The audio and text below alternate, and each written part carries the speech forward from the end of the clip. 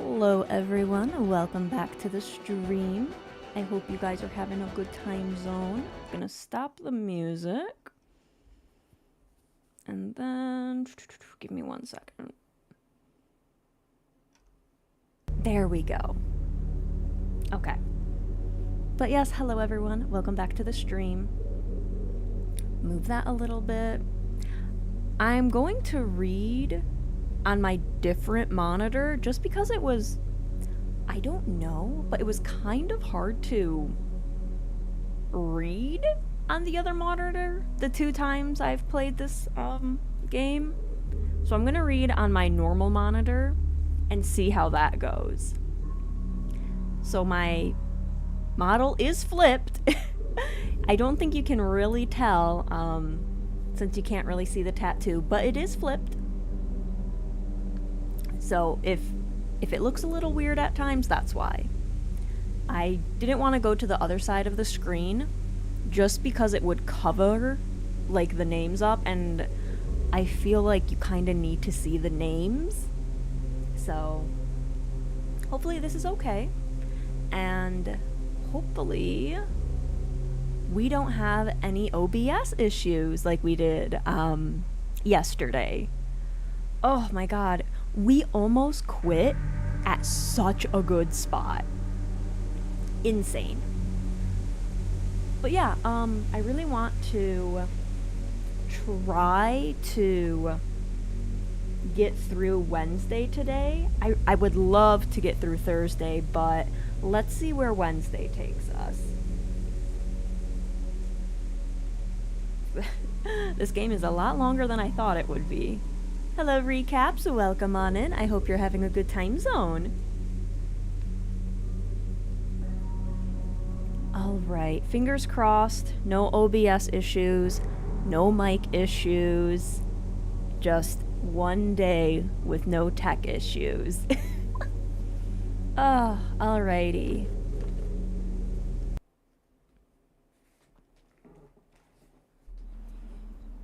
What? Oh. Okay. I don't know why, but sometimes it'll go like full screen and freeze on me. And it's like, please don't do that. So, what we're doing today, we are going to the doctor's to talk to Mr. Mark. We have to go to Bess.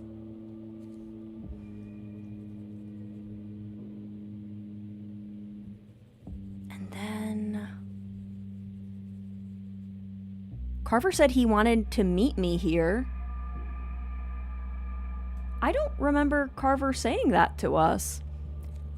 But I guess we're going to the Weird House after I get done talking to Mark.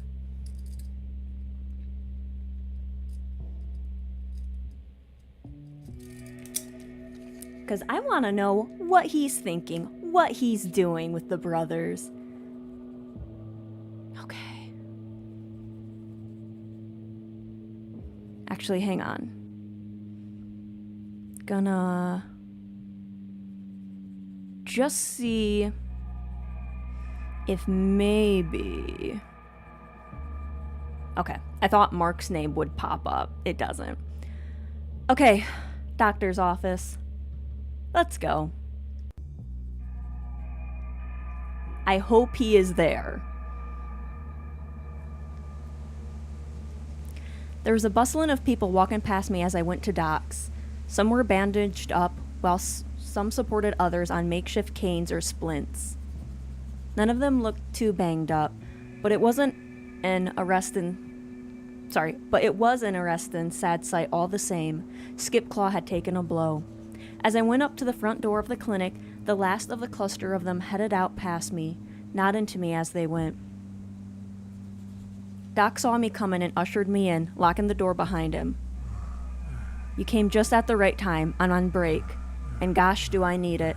I haven't been this busy since, well, I'll be doggone if I can remember when. You want me to go, Doc? I can. I don't want to talk to him. I want to talk to Mark. No, you can come on in and take a load off unless You aren't hurt, are you? You were at that wall too last night, I take it? He spoke over his shoulder at me as I followed him through the clinic. No, I'm fine, and yes, I was at the wall. Good, good. You want anything to drink? I'm good, thanks. Well, I'm sure you've heard. The whole town seems to know about the church now. Seems they do. Hard to keep that under wraps after last night. It's a real predicament, all of this happening at once. The air in my chest got caught. Doc, I only told you about it. His shoulders slumped. A moment passed before he spoke again. I only told the missus, but the twins might have been listening in. I'm so sorry, Runt. I didn't mean to let the word leak. The regret in his voice was thick, like he was really, truly ashamed. I really like the doctor. He seems really nice. If that's what you think happened, I'll believe you. He nodded slowly, his hands rubbing the back of his neck. Is there anything I can help you with? I thought about it. Doc had lots of people pass through his clinic. With everything going on and with everyone already knowing about the church, it couldn't hurt to take him up on it. Would you talk to your patients for me today? Gather any rumors or sightings of anything weird out or out of place? Well, I can surely pass anything your way in the rumor front. No medical stuff, though. Gotta keep doctor-patient confidentiality. He said it like it was a joke, but the humor had left his voice. We stood awkwardly around until Doc cleared his throat. There sure was trouble last night at the wall. The twins didn't sleep out all night, I think, and neither did the missus. Awful scary stuff. First your church, and now this? Yeah. It was fucking hell out there, Doc. The atmosphere in the room shifted. My face flushed. I forgot that I usually held my tongue around Doc when it came to cussin', seeing as he was older and all. Now, I know things are stressful. Sorry, And you're free to do all the cussin' you want in your own home, but, you know, it's starting to rub off on the twins. Doc sighed heavily, like he was real bothered. They're bringing that language to the dinner table, and they seem to think it's okay to talk that way just because you do. I tried to take it seriously, but couldn't help chuckling to myself imagining the scene. I'm real sorry, sir. The twins, they look up to you. They admire you. Really? I don't mind it one bit, except when it comes to the cursin'. If you could, for me, tone it down a little around them and just look after them for me. You can keep a better eye on them than I can. It would help me out a lot. Sure, Doc. Doc let out a sigh, rolling his neck. He suddenly seemed so much older, so much more tired. Runt, I have this awful feeling, a terrible feeling about all this. These things come in waves. It all bubbles under the surface, and people keep pushing and pushing it down until it's at their door. What makes you say that? Well, I've been around. Grew up through some tough times. Saw a lot of change. Saw a lot of reversing of that change. The push, the pull. It wears down on you. It grinds down your bones. Doc? Sluggishly, he moved from the counter to his stool. Sorry, Runt. Forgive me. I settled on the chair next to him. Everything okay, Doc? He nodded, but it wasn't much to convince me.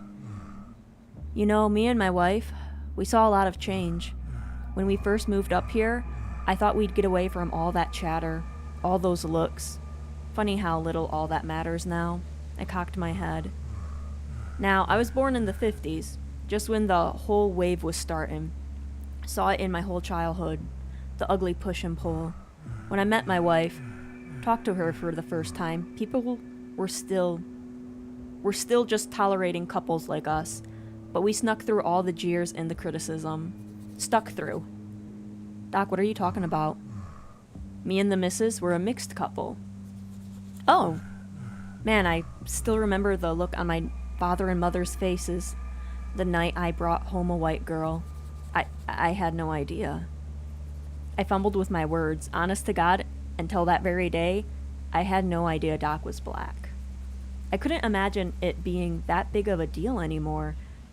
Not now with everyone wearing masks and all, but the way Doc talked about him and his wife, maybe it did linger. It was a totally new idea to me, and as I mulled over it, stuff started surfacing in my head, little things I remembered from Dad's sermons. Guilt struck me hard. None of our faithfuls included anyone like Doc, or Len, or anybody that wasn't white. I pushed all those memories away. It felt wrong thinking on it all right in front of Doc. My parents thought it'd be harder than it turned out to be. I guess that's a good lesson. Sometimes things do change. Disaster doesn't strike. Me and the missus love each other today as much as we did day one, and we have beautiful, beautiful children. But they sure do grow up and go off and do whatever they want, and I'm getting too old to chase after them. I'm sorry, Mr. Dixon. Doc's tone changed rapidly from cheerful to morose. We used to have so much more time together, but I only saw the twins a bit on Saturday, and then they were off who knows where, causing who knows what kind of trouble. All I want to do is protect them. I just want to. But I don't even have a gun anymore. I know how to use a revolver, and you'll forgive me saying this, but this stuff with Hunter? His words were slurring. Doc took a moment, coughing, regaining his composure. Sorry, Runt, I'm getting off track here. What I'm saying about the twins, I can't always keep track of them, and they need someone to look after them. I tried to tell them, but they're young. They don't listen. They have these ideas. He sighed heavily. They have all these ideas about themselves and about what they are, stuff I just don't know about. I have no experience with this. What kind of ideas? Oh, it's, they run around wearing skirts and all, stuff like that. Talk to them, please. I love them, but I don't know what... I'm worried. I don't want them to have a hard life. I'm afraid the world can be cruel in ways not even I know about. I'll talk to them. I will. I didn't really know what I'd say to them, but I was worried for Doc. He wasn't like that. He didn't saddle his worries on others. He was just being a dad. Well, a good dad. Doc coughed again, shaking his head. Forgive me, Runt, please. There's nothing to forgive, Doc. Just let me get you some water. I quickly got him a glass from the sink using a chipped coffee cup from his desk. He thanked me with a pat on the hand and drank the water silently. I waited a bit longer, staring at my boots. There was this unease I felt. Doc felt guilty about telling me all this, like he was burdening me. He stood up and went to stand by the counter again. Thank you for that, son. The stress of the day just took it out of me. I'm looking at a long shift this afternoon, too. Do you need help? I got help coming in later. Don't you worry about it, Runt. Maybe I should have waited.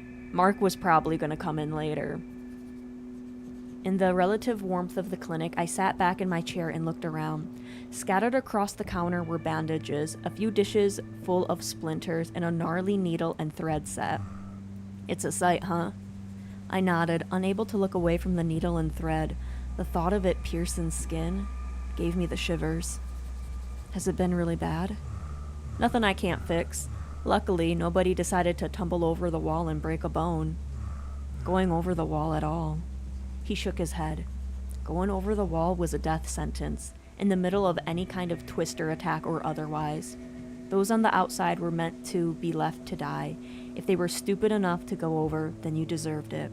If you were outside the wall, you were nothing. A thought came to me then. Did you check in on any of the, loners? Loners? Like Len and Cheryl and Jean? Ah, well, I don't think Len would have come out at all. He's pretty good at keeping to himself.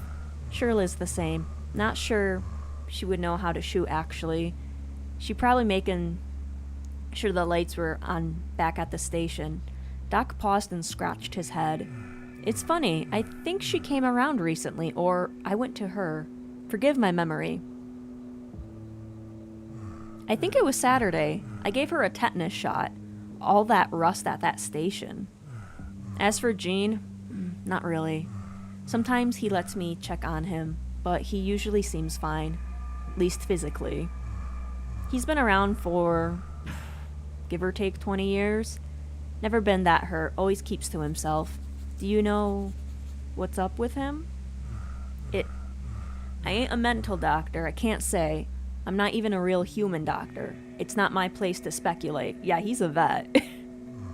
He makes those signs and flyers, puts them around town. I think it helps him get all those thoughts out. Doesn't help him with the town none when he goes on about the end of the world. Doc shrugged and fiddled with his gloves. I wish I could do more for him, but unless he asks, it's better to just stay out the way. He's a strange soul, but harmless. Thinking back now, I think I hit a sore spot with Doc. He wasn't great with things he couldn't understand. The attack, the message, Jean, even his own kids. Maybe it was his age, his upbringing. Maybe it was just him. But it wasn't something a little 19-year-old me could have figured out. Not then. The sort of understanding comes with age. Doc stood up straight and stretched, letting out a big yawn. Forgive me. I have to ask you to be on your way. I've got Mark coming in for some training today. Ugh, I should have went in later. A shock went right through me. That's where I recognized the name from. I'd run into him a few times here and there coming by to see the doc. We'd at most said hi to each other. Mark was Doc's assistant. Part of me wanted to find an excuse to stay and talk to the guy, even if all I did was get a good look at him, but I couldn't think of any excuse to stay. Hard to tell sometimes if I'm training him as a vet or a doctor. Doc laughed before breaking out into a cough. I went to him, but he waved me away. You've helped me enough, son. You should get on with your day, not worry about this old man. All right, Doc. I'll see you around, Runt. And remember your promises. All right, kid? Will do, Mr. Dixon. I left the clinic feeling heavier than when I entered. Ugh, man, I'm so sad. I wish we would have went later. But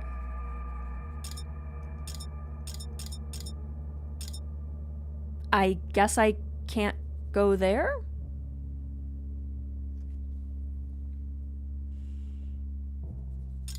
Maybe... Okay, I can't go there. Let's go to Bess's shop, then.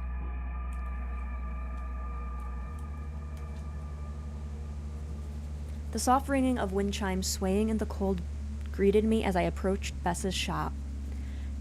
They were honestly the most pleasant thing about the place. They stood out against the cheap shit that scattered the sidewalk and loomed in the dusty window. My stomach rolled as I made my way through the shop door, those pretty little chimes wishing me luck. Bess ran a junk shop in Skipclaw, a creaky old building with windows so perpetually dingy you could never see through them. I guess it was a good way to get people inside, because if you wanted to see what was up for sale, you had to come in. Lots of people did, and swiftly fell prey to Bess's prying. She had a real gift for sucking you in with friendly question and then poking and prodding like everything was her business. Didn't matter if you were here to put something up for credit or if you were just a kid coming in with tokens to spend on sweets and cards. She talked and trapped just about everyone. That makes it sound like Bess wasn't well liked, but the shop was always busy. Steady business, even in the end days. And I guess some people really did like the chatting. Even if she had been one of Dad's faithfuls. Seemed they to tolerate her a little better than they tolerated us. And I guess even if they didn't, they'd at least made peace with getting treats and trinkets in exchange for a little ear chewing. Small price to pay, I guess. Hi, Mrs. Karn. How's it going? She turned to me in a fluster. Run! I am in utter shock over what happened in the church. I can't fathom why none of you boys rushed to me instantly to tell me about it. I don't know what Bess's sound is. This is just so unbelievable. I've been in pieces since hearing about it. I barely slept a wink to think of us finally getting a sign now. A sign? Yes, a beautiful, wonderful sign written in lifeblood. 5 days. He is coming back. The purification has begun. Who? My stomach flipped to hear it put that way. She didn't have the right idea about things. She hadn't been there. Hadn't seen what we'd seen. Felt what we'd felt. She was so happy. Happier knowing the town knew about our secret threat. You know, I got half a mind to tell Hunter about this. My nerves flared up at her tone. I was in trouble, deep trouble, and she was gonna ensure I get punished for it. About what? Y'all have done me something rotten keeping this holy message from me. You do know that, right? Y'all could have told me yesterday or the day before or run to tell me the very second y'all stumbled upon it in the church, and you didn't. I just kept looking at the floor, not wanting to give her any fuel for her fire. I'll just have to come pay Hunter a visit to discuss this treatment I've been given. Mrs. Karn, I ain't so sure about you coming over this week. Why? Bess's entire demeanor changed in a flash, anger slipping away and turning into cowering like a dog. Her voice sounded childish. Is Hunter mad at me? He hasn't mentioned anything like that lately, has he? No. Oh, thank heavens, my heart would. Why would he be mad with you? Well, it's nothing really. It's just a little thing. I let a tiny little thing slip the other day. I don't think it's that big of a deal, really. What was it? Well, that big old trucker came in here the other week, you know, Radio Red, and we got to talking, and oh, he can really crack me up sometimes. Well, we were laughing and having a good old time chatting about this and that, and I just don't know. My tongue got away from me, and I let him know the code for the church. How does she know the code? I thought they changed the code, like, every so often. It's not really that big of a deal, now that I think of it. If Hunter's mad, he's wrong to be. It stunned me. Hunter had been telling Bess the code for the church this whole time? Bess? Who wasn't even allowed on her property no more? Yeah, Hunter, what are you doing? Sir?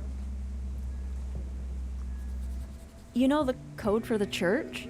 Why wouldn't I? I'm family. I matter, Runt. I'm part of your family. Of course, Hunter tells me. Y'all think Hunter wouldn't tell me? Is that what y'all think of me? I don't deserve to know the church code, and I don't deserve to know about this message. I should have been the first person y'all told. The first. I'm not sure he wants too many people knowing. People? Do I look like people to y'all? How many times, Runt, do I gotta tell you who I am? I am not somebody. I am not. I am not some nobody. Wow. And I am gonna tell Hunter how you've treated me. And I am gonna tell the whole network how you treated me, and nobody in this town will give you the time of day for treating an old lady like me as bad as you have. The network? Bess stood tall, folded her gloved hands on the counter in front of her. Hunter has his trusted few in the town. It's not just you brothers he has checking in on people. How do you think he manages to run Skipclaw as well as he does? A network. She meant a spy network. Who? Who is in that network? Of course, I felt stupid for never seeing it before. There was no way Hunter could be everywhere at once and know everything he knew without enlisting help. Who else does Hunter trust? Well, maybe you can put that together yourself, since you are so smart at hiding things from the woman who helped raise you. I'm sure Hunter will have plenty of punishment to dole out after this. Maybe I should let him know, if you don't behave yourself and apologize. I did not want to behave. I wanted out from under her thumb, away from all of her fucking theatrics and her theories on the message and just everything in here. But the mission Hunter had given me begged me to behave. I could say fuck it. I don't want to get more submissive, but I guess. I'm real sorry, Mrs. Karn. I acted wrongly and not out of love for you. Bess nodded. Of course you matter, and you're part of the family. We should have told you about the message. Now you take that attitude and you go right over to Hunter and let him know I'm coming for dinner. I am family and I should not be kept out of that house. Okay, I'll ask. There's a good boy. I always knew you had it in you to turn out right. Your father wasn't always so sure, you know. Though I guess you are done growing now, ain't ya? Well, all life is a gift from God, even if you ain't as tall as your brothers. Okay, Carver is small too. I elected not to reply to that. If she was in the fucking network, she could ask him herself. Runt, honey, you gotta let me help you with this message. We gotta figure out what's going on and when and where your father's planning on making his appearance. We have got to get ready. You don't think you're ready? Well, no, I don't. Am I ready? She asked the question to herself, head down. After a moment of thought, she gave no reply. Why don't you set yourself to pray and in the meantime let me and my brothers handle it all? You think? Yeah, I mean, if you ain't ready yet, God will ready you. And between us boys, we've got 5 brains and 10 eyes on this thing. Nothing's gonna slip past us, trust me. Well, if you say so. I was hoping I could do more. I think if you start on praying, that's plenty. Can you do that for us? For Dad? Yes, of course I can. And if you think of anything useful you've heard lately, I had to be careful how I phrased it. Bess was certain the message in the church was one from God, or Dad at least. And if I told her we were looking for someone or something who'd put it there, she might not help. Anything about like people who might want to mess with us, or any new sightings of smokes or twisters, lung dogs, I mean. Oh, no. I don't like hearing about those things. Right. Bess wasn't willing to talk about smokes or the twisters. Well, have you heard any dissent about us strayers lately? Dissent? No. The stale air in the shop hung heavy. I felt weird, with that hard yellow shop light buzzing above my head. Maybe it was just being around her that made me feel like this. Well, I'd best be on my way. It was good catching up again. Going? Oh, don't be silly. Stay. We can start the praying together, like you said. Oh, I don't know, Mrs. Karn. Or you can get yourself a chair and we can get through this crossword together. Come on, let's do that. That sounds like fun. Now 16 across and the solution is 8 letters. Surveilled in hopes of criminality. Heavens, they used to do some $10 words in these things, don't they? Sorry, Hunter's got me on a pretty tight schedule. Oh, well, alright then. Thankfully, I've got all these lamps in here to keep me company when no one else does. I'm sure someone will come along shortly. You've got a lot of great stuff in here. Bess didn't say anything. I'll see you later. You take care now. Alright. I stifled a frustrated sigh and made my way out the shop. Those wind chimes greeted me again on my way out, but this time it was a hollow, odd sound. We're not getting a lot of information this day. I still can't go here.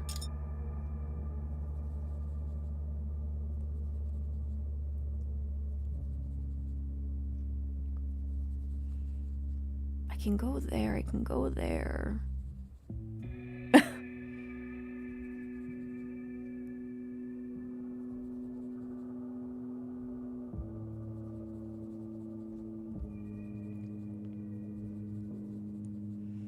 Okay. We have 2 more before we have to do our shift with Fisher. And I need to talk to Carver. Maybe I have to do 1 more? We never did the hydro plant. Let's look at that. See, well, who's Len? I guess let's look at Len and Cheryl. And then maybe we can see if Carver is at the weird house. I don't know. I hauled myself over to Len's in the cold. When I got there, both the yard and the front porch were completely empty. I hesitated at the sidewalk, arguing with myself about whether to go up and knock on Len's door or not. In the end, I forced myself up the porch steps. I couldn't pussyfoot around talking to people just because I was scared of bothering them at home. I knocked gently on the door. Len, it's me, Runt. Runt Strayer? There was a beat of silence before I heard the shuffling of steps inside. With the unmistakable click of a lock and a soft creak, the door opened. Oh, Runt. I didn't really know Len at all. I knew he kept to himself and that he was around Cheryl's age, 40, 45 or so, and that he belonged to one of the local tribes. My dad never liked him. Of course, that didn't mean too much. Dad hadn't liked most people. But there was something more between the two of them. Personal beef. Something about a state park or something. Red tape. Wheels that had been in motion before we showed up. And continued, despite our presence. And yeah, I'll address the elephant in the room. Part of why my dad hadn't liked Len was because my dad had been a racist piece of shit. I can see that now, though I never did it growing up. My dad had the insidious, covert kind of racism. Like, he'd never stop anyone from joining the church family, but if you weren't white, you would have been welcome. You would have been welcome because you needed, like, extra saving. I ain't gonna elaborate more. I think you get the picture. Yeah, your dad was an asshole. It probably came as no surprise then that Len hadn't liked my dad. He also did not like Hunter, or Tanner, or Carver, or Fisher, or me. Given where we'd all come from, respectively, it made sense. But it was gonna make it hard to talk to him.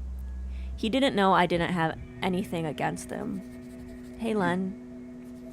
Sorry to be bugging you, but I was wondering if you were okay after, everything last night. I'm doing fine. No injuries? Nope. Len's tone was real sharp. He managed to make that single word sound even smaller than it really was. This is how it usually was with him. The air felt tight. He didn't say much. It wasn't like he was a bad guy, but I always felt so awkward talking to strangers. That's good. Have you heard any rumors lately? Seen anything strange? Nope. Nothing about, anybody killing animals or defacing a church. Oh, your church, huh? Yeah, I heard about that. Real strange stuff. And you don't know anything about it? Nope. At all. He exhaled through his nose. The tangle of nerves in my gut pulled itself tighter. You strayers aren't good at keeping secrets. That's all I know about. I wouldn't be running around town telling everyone about it. Who'd you hear it from? Doesn't matter. It's all out now. Look, why don't you head on out? I don't want any more trouble. I heard about everything last night, and with your church message and everything. I don't know anything. I'm not involved. I just want my peace. I couldn't argue with him. I'd want to hide in my house, run away, and not face it too. There was something real appealing to the idea of hiding away and giving myself comfort instead of hunting down answers at this point. Yes, sir. Sorry for bothering. I left his house feeling torn up and sad and strange. I felt like I could have gotten more if we chatted earlier, but I had been distracted, distrustful. Shit. Okay, so we had to have talked to him before the Twister fight. Okay, we're getting no information today. Can't do that. Can't go there. Oh, man.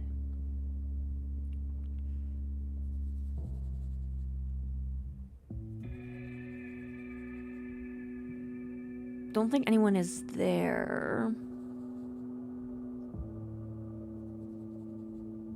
Willie. I don't think we talked to Willie. Hang on. I did not get a lot of information. Left tapes outside her shop for the twins?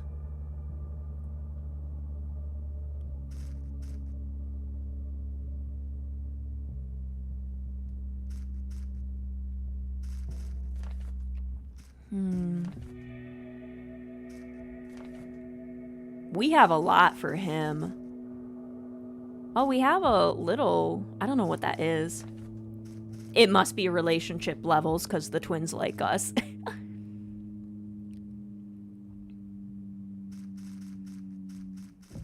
We don't have a lot on her, but we do have some relationship.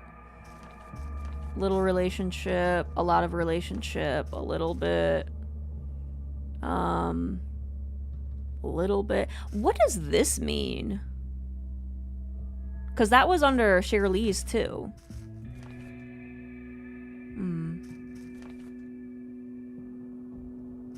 Yeah, there's a lot of stuff. Oof.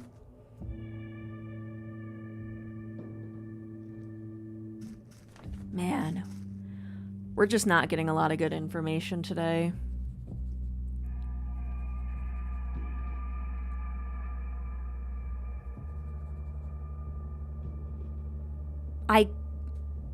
I can't go there. Okay. I can't. I guess let's go to Willie's shack. Well, I could go... Hang on, I need to drop off that magazine before I do my shift with Hunter. I made my way out to the radio tower, tracing its shape against the sky up to the very top where a red light pulsed softly. Their light followed me as I climbed the stairs. Each step I took lightened me a little, taking me further and further from the chaos below. Stepping inside, I was surprised to see Red pacing, his big boots plottering over the carpet. He didn't see me until I knocked on the door frame. Oh, Runt. Sorry, I was lost in my thoughts there for a second. Everything all right? Oh, yeah. Well, hanging in there, you know? About the same. You, heard about the church, I assume? He nodded, rubbing his jaw with one hand. Sure have. Had a few run-ins coming in asking me to verify it. Some of them even wanted me to broadcast about it, but hell, I ain't a journalist, and it's y'all's business anyways. Doesn't seem much like journalism to talk about it. More like gossip. Appreciate it, Red. Hunter wouldn't take too kindly to it being discussed on the radio, of all things. Oh, don't I know it. Not like I need another reason to be hated by your brother anyways. Red sighed. I'm sorry, I don't know if I should be talking like that. It's okay, I'm used to it. Red sat down in his desk chair with a grunt. Heard about that mess over at the wall last night too. Lung dongs, huh? Yeah. Whole bunch of them. Were you there? I don't think I saw you. I was. Sorta. I heard the commotion. Hell, I saw them from way up here and started rallying people. Sent the twins your way too, though Red bowed his head for a moment. For a moment, I was scared they'd get shot up by your brothers. I wasn't thinking straight when I sent them over. God, Runt, it was so bad. I hadn't ever seen him like this. So stressed. So scared. What is it? He wrung his hands. I had one here last night too, I think. He didn't seem hurt to me, but it was still worrying. Red held up one arm. Around his forearm was a thick wrapping of bandages. Don't tell anyone, please. I don't want there to be panic. What happened? Was it at the wall? No. I was up here when I saw it, or something like one down at the gate. It was before everything, before it started. Figured I'd go down and check it out. You went down there? Are you crazy? Red laughed, dropping his head to look at his bandaged up arm. Not crazy, just ain't too afraid. More like stupid, I guess. But have you seen one up close? They're big, and they ain't slow, and smart. Red laughed again. Same could be said for me.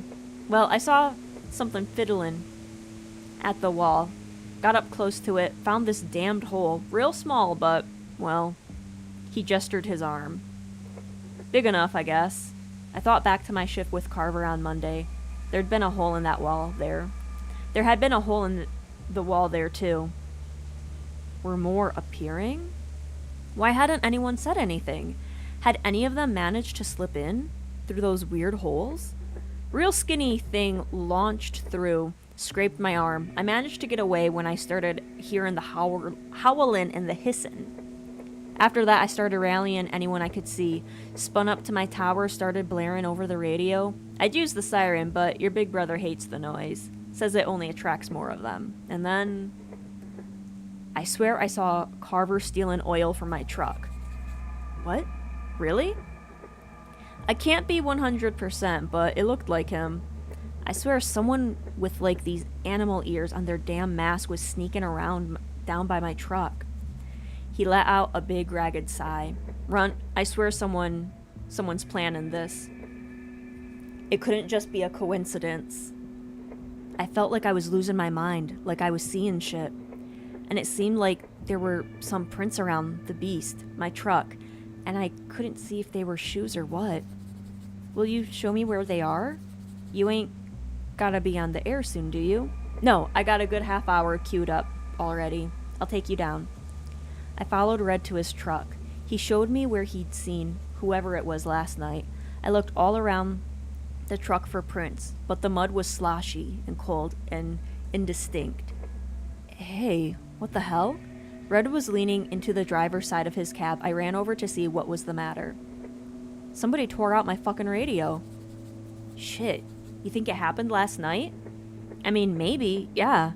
I was in here last week, tinkering, trying to make sure this thing don't go to shit in case of something. Red jumped down from the cab and slammed the door. God damn, if that ain't some bad luck, who the hell would want an old radio? It didn't even have a CD player. An answer came to mind instantly, but I didn't want to say it. If there was anyone who was into tinkering, who was constantly building and modifying and eager to get his hands on something new to mess with, it was my brother Fisher. Would it be a good idea to tell Red this? I'll tell him. I hate to say it, but Fisher would. You think so? I'd like to say he's above stealing, but he's the real religious one, ain't he? Yeah. Well, never did meet a preacher's son that wasn't some kind of fuck up. Present company excluded, of course. He went back to digging around in the cabin. Oh hell, what is this now? My fucking jerry cans are gone.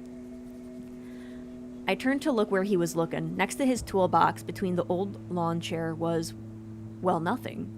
Except an indent where 2 jerry cans had tamped down the grass. Alright, somebody's stealing my shit. That's tough. Damn. I'm sorry. Red stood standing, looking over his truck and his tools for a moment longer. He sighed. It's cold out here. You want to go back up? I hate to make you climb the stairs again, but I'll make you some tea for your trouble. Deal. Red made us some tea and I settled down near his desk, sipping on it, even though it was a bit too hot. Anything to shake off the idea of Carver or anybody fucking with Red's shit. Hello, Era. Welcome on in. I hope you're having a good time zone. Do you mind answering some more questions for me while I wait for my tea to cool? Shoot. Where were you on Saturday night? Here, as usual. Got my Saturday night program I do every weekend. It's the same as Friday night, honestly. Bit of something to dance to for an hour or two, then we slow it down, make it romantic for all the lovebirds out there. Of course, people tend to be private about that sort of thing, but I wish I'd get cute things like song requests and shout-outs for that special someone coming in. Of course, your brother is seeing half the town. Maybe too many poor girlies are wrapped around his finger to see sense.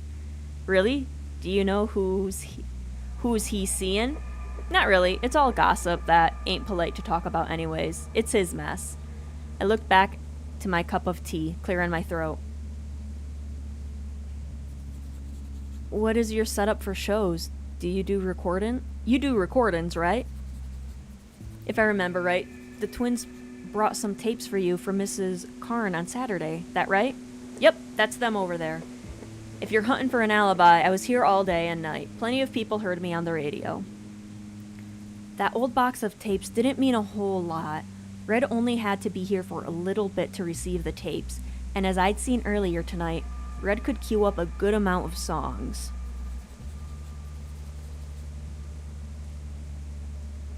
You got equipment here to record stuff, don't you? Sure do. Got a handful of pre-recorded stuff too. Just hit a button like this one, and I got a little stinger, as they call them. He didn't press it, assuming that it'd play in the middle of a current song. I know you ain't gonna let me go that easy, but I was here all Saturday. Your brother probably won't let it go that easy, though. I nodded, feeling bad about it all over. I wanted to believe Red. Hell, in that moment, I did believe him. But Hunter, if something bad happens with all your brothers, people are ready. What do you mean? They ain't gonna kill... No, I don't mean like that. That's the sort of thing your brother would do, see? That's why everyone's a bit tired of him being in charge of things. There are more productive ways to get things done. Government shouldn't be run on brute threats and fear. It's about caring for each other, listening and taking in everyone's opinions, not just pushing your own. Doc and I, we ain't fans of Hunter's way of things. You can only keep people under tyranny for so long, Are you gonna hurt him? What? No. We aren't gonna do anything, Runt. Not unless we have to. How fast could you do something? Well, I don't know. I guess we could react pretty quick. Depends on how volatile the situation is. Could you be planning something in 5 days? Whoever y'all are? Putting a whole lot of guts into your church to send a message isn't the way to do this. That's not how sane people think. He sounded mad at me like I wasn't getting it. Do you hate us all? Do you hate all us strayers? Do you hate me? When I said that, he sat back and seemed stunned. When he spoke again, his voice was quieter, softer. I don't hate you, Runt. I'd never hate you. I just don't like Hunter. I don't approve of the way he's running things. I haven't had too many run-ins with your other brothers, but Carver, well, he's an asshole. Yeah, but it's hard to tell how mad to be, or who to be mad at. Your brothers themselves, or your daddy, or how he raised y'all.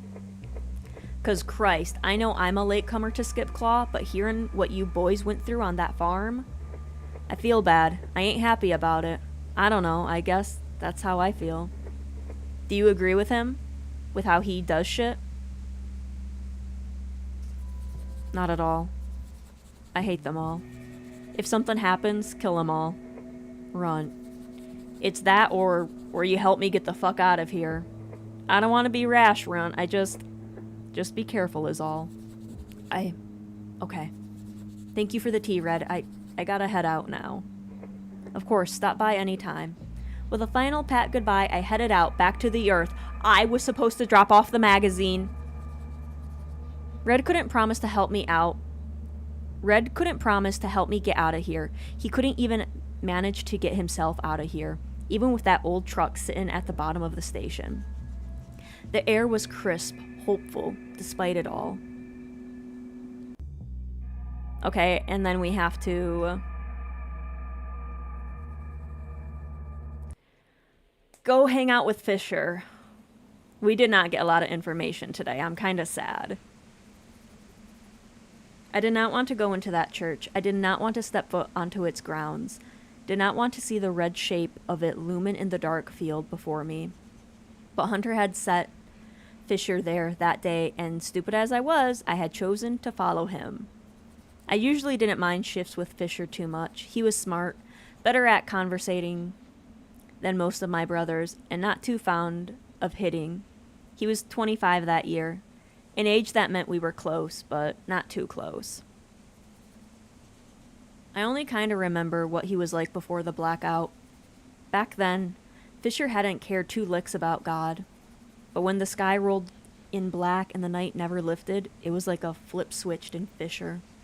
One day he was hiding old electrician manuals behind the scripture he was supposed to be reading, and the next he was hanging on Dad's every word, eager for more. Dad has spent our whole lives preaching the end of the world, and here it is, hanging right over our heads. That was all the proof Fisher needed. To Fisher, everything Dad ever uttered was pure truth. And if you needed proof that Dad had been right all along, all you had to do was look up at the sky. Fisher coming round like that made Dad so proud, and Fisher, well, it made him kind of strange.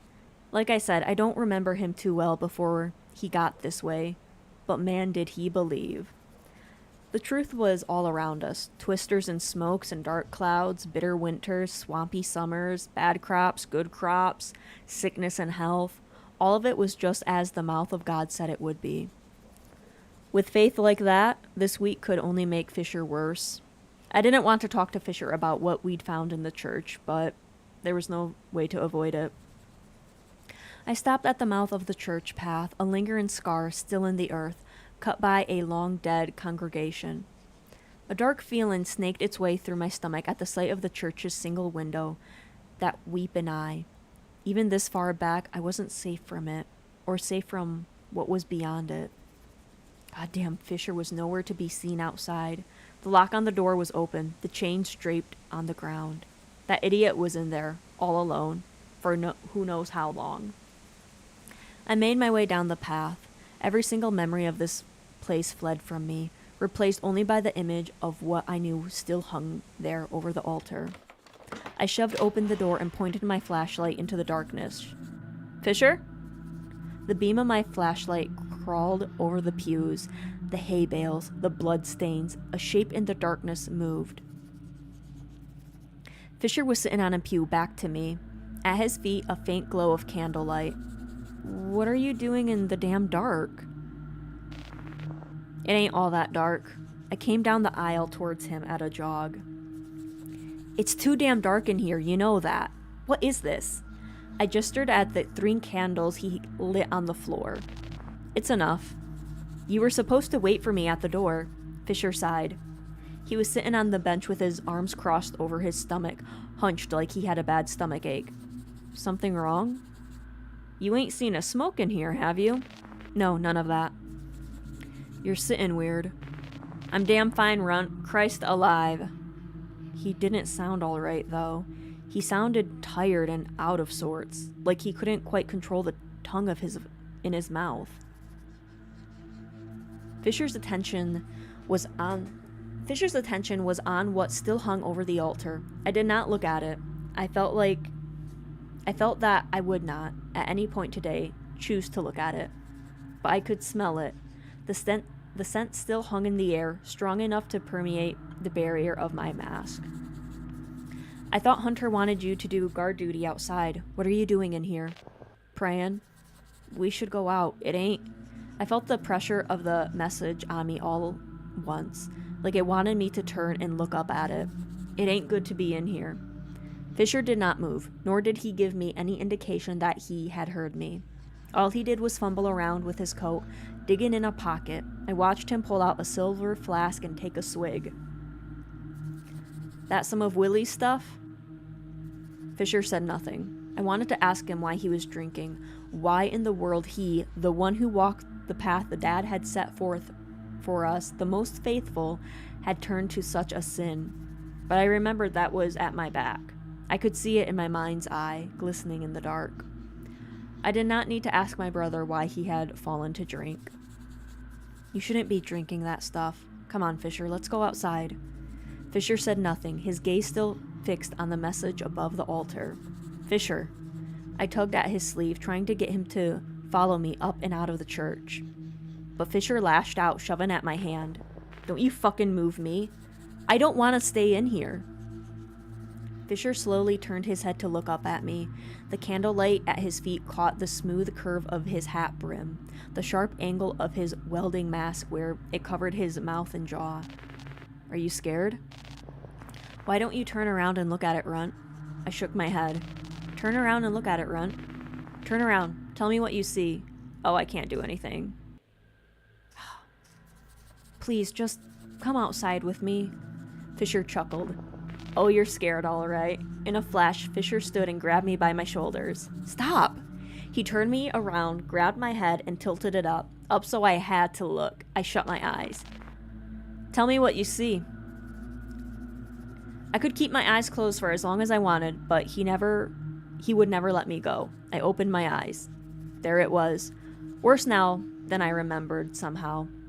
It no longer glistened, pungent and red and pinkish like viable flesh. It was gray, ruddy, its shape constricting as it shriveled. Fisher shook me as if to frighten me into speaking. What is it? It's the message. You didn't put it up, did you? No. You don't know who did. It doesn't matter who did. It is here. But you said Monday. It doesn't matter. Listen to me. What does it look like to you? Tell me, what does it look like? It's made out of guts. I don't know what type. Nobody knows. I don't want it to be human, but I can't tell. What if it was human? What then? I don't know. Nobody's missing. It's been too long since anybody died, and we threw them all over the wall. What if it's an animal? What then? It's a deer, or a cattle, or both. It could be both. It ain't fresh anymore, but it still smells awful. Yes, it does. It's unpleasant, isn't it? But it's been set here for us nonetheless. Oh man, I'm getting so many locked things with him. It's a falsehood. What? The burning bush, right? The bush that was on fire but never burned? The one that God spoke to Moses in? God ain't here, Runt. Not here. Not in here with us. It's been revealed to me. God left us long ago. When the sky blackened over, we are God-forsaken. But look, not without guidance, not without a test to find him again. The message is a test? Yes. Hunter's a fool trying to figure out who put it here. That ain't the point. The point is readying for what's next. What's that? Fisher let go of my shoulders. He stepped back away from me. Get on the altar. What? No. What are you gonna do? I don't wanna. I heard Fisher sigh heavily behind me. Some souls are filled with sin, like a rot, and the age of purification will not take root within such a soul. If you do not let me pray over you, then you must pray yourself, ceaselessly, not a moment's peace except you ask God for forgiveness, over and over, over and over, over and over. Why? You have strayed from the path, you, Hunter, Tanner, Carver, like you all ain't sons of the very mouth of God, like you all don't know what the fuck to do when it's all we were brought up to know. And it all comes to me fighting Hunter every step of the way, and this too is a test. I don't mean to defy my own kin. I pray that Hunter will understand the will of the mouth of God and listen, but this is a test. We are sinners all.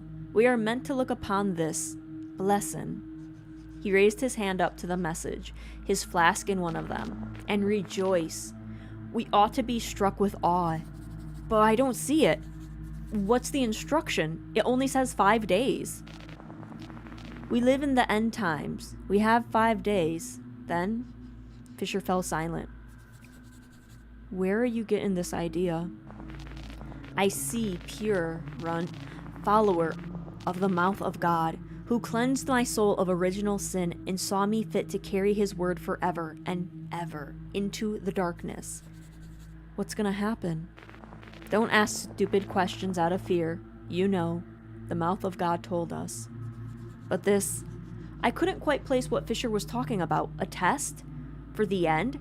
Hadn't the end been the blackout? Fisher thought more was gonna happen? Or was he planning on making more happen?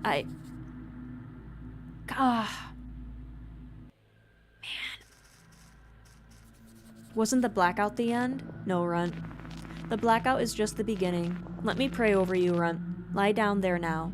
I followed his white-gloved hand where it pointed. The floorboards were stained with black from the message above. I stepped away from him.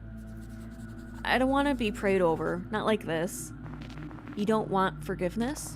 You don't fear it? The darkness worse than the one we live in now? The annihilation of your soul in a stretch of endless dark and death and disease and ruin? I can free you from it. Let me pray over you. You ain't the mouth of God. He's dead. Fisher dropped his head low. He shook it slowly. He clasped his white-gloved hands together. We have been abandoned by God in his darkness, but he would not fully forsake us. The message is here, and so is the mouth of God. In me. I am he. He is back. I am the mouth of God. Bullshit. Your belief does not dictate what is true in this world. This is my role in the end. Our Father was the first. I am the last. So we are complete, like God the Father, God the Son, the Alpha and the Omega. His arms were stretched wide, his palms up.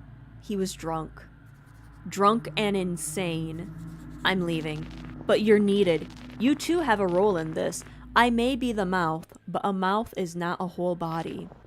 We all have a role in this. Hunter, Tanner, even Fickle, Carver. We are all servants to his will. What are their roles? This doesn't concern you. Ask me what your role is. Do I want to know what my role is? I did not. Yeah, we don't want to know. I backed away. I did not want to. But Hunter's mission nagged me. What am I to do then? Pray. That is your only role. Simply pray. What am I praying for? Fisher lifted his head. All of our souls. For Hunter, that he learns humility and to trust the path of the mouth of God as it is laid out before him, that he understands this message for what it truly is and doesn't stand in its way. For Tanner, that he sheds his cloak of loneliness and self-pity and joins his family, truly, fully, as a man of his own, ready to fulfill his role in the end. For Carver, that he gives up soiling his soul with pleasures and turns himself over to piety and the role he is meant to play in the end times, as our Father desired and still desires for him. For me, that I have the strength. Fisher lowered his head and looked straight at me. And for you, that the flames of hell licking at your feet do not swallow you whole and you do not become prey to the purification. You might be able to survive it yet. Anyone else? What about Bess? She thinks the message is from God too. No, not Bess. We don't need Bess.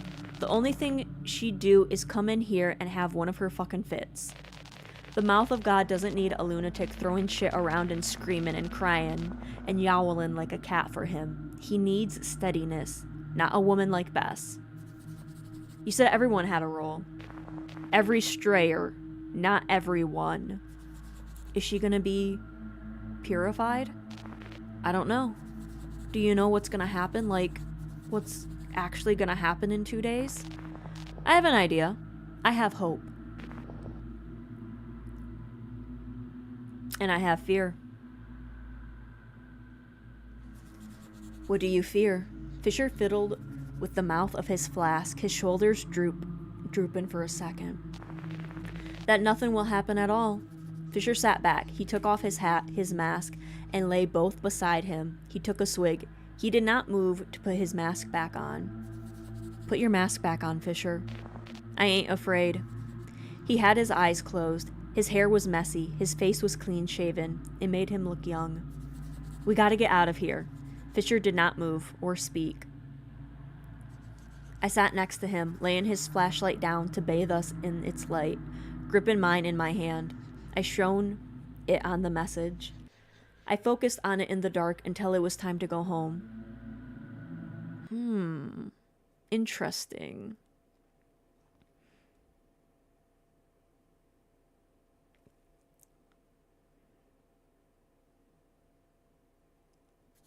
Before I went back home, I found myself standing at the edge of our property, doubling over coughing. I had been real sick over the winter. The aching kind of sick that stuck around in your lungs and made your throat raw from scraping air and only to cough it up again. It had been touch and go for a while. My brothers had kept the house up the best they could, though none of them really knew how to cook a single solid meal. Fisher at least made a sorry excuse for oatmeal and left me a cold bowl every once in a while. If I wasn't shivering too bad in bed, I just had enough strength to spoon it into my mouth. None of them helped me outside of that. Even in bed, I could hear them talking through the house. I don't think he'll make it. Good. Yeah, but who's gonna do the cooking? I don't want to do that shit. We'll worry about it later. Just think about it. One less mouth to feed. You couldn't imagine their disappointment when I didn't pass. Hunter most of all. My lungs still crackled, the lingering cough and cycling through dry and phlegm. But I was still alive. After a full day of walking and talking, I felt the familiar ache come back to my chest. Stress seemed to make it worse. In the silent gaps between my coffin, I heard voices on the wind, angry, nasty, bitter. I lifted my head. There, down the road, our house was lit up and with lousy screaming. Slowly, I gathered myself and made my way towards the shouting, careful not to make too much noise. Crouching in the dark, I peered in through the window to our living room, a sorry excuse of battered couches, a fireplace, and Dad's chair, which nobody was allowed to sit in.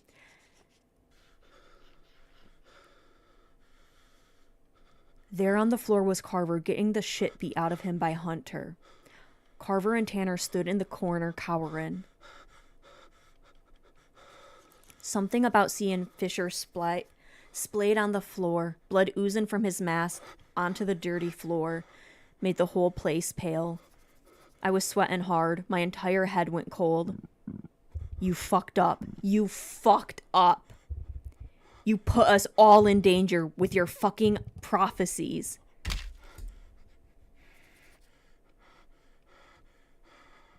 He fucking broke his bone.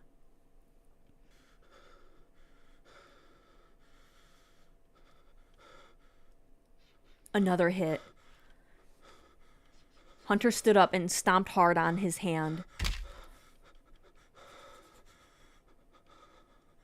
I could hear it from out here, a bone snapping. I could feel that phantom pain in my own body.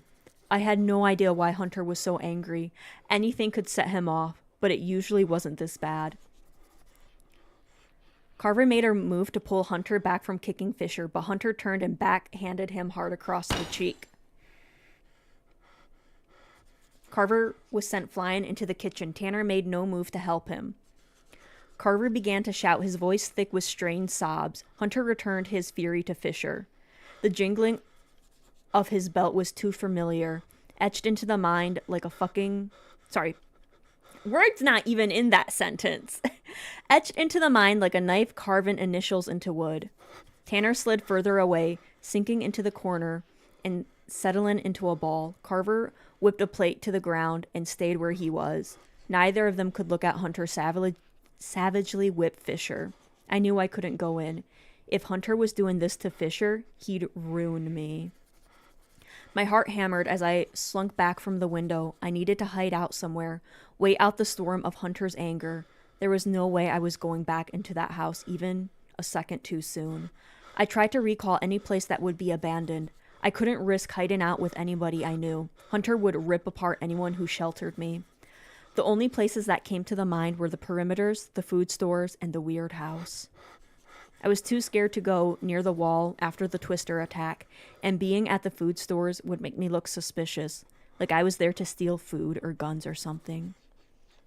That left the weird house, that haunted little place on the edge of the property. Nobody ever went into the weird house. If I could avoid the smokes that lingered there, I would be safe there for at least a few hours. I could hide out there until it was time to make dinner. Hopefully Hunter would have cooled down by then, and he'd leave me the fuck alone. No sense in beating the cook bloody if you wanted your dinner. A cry of pain rang out, muffled by the walls. I scrambled quickly down the porch steps and backed out into the night. Fisher's cries followed me, pleading for relief.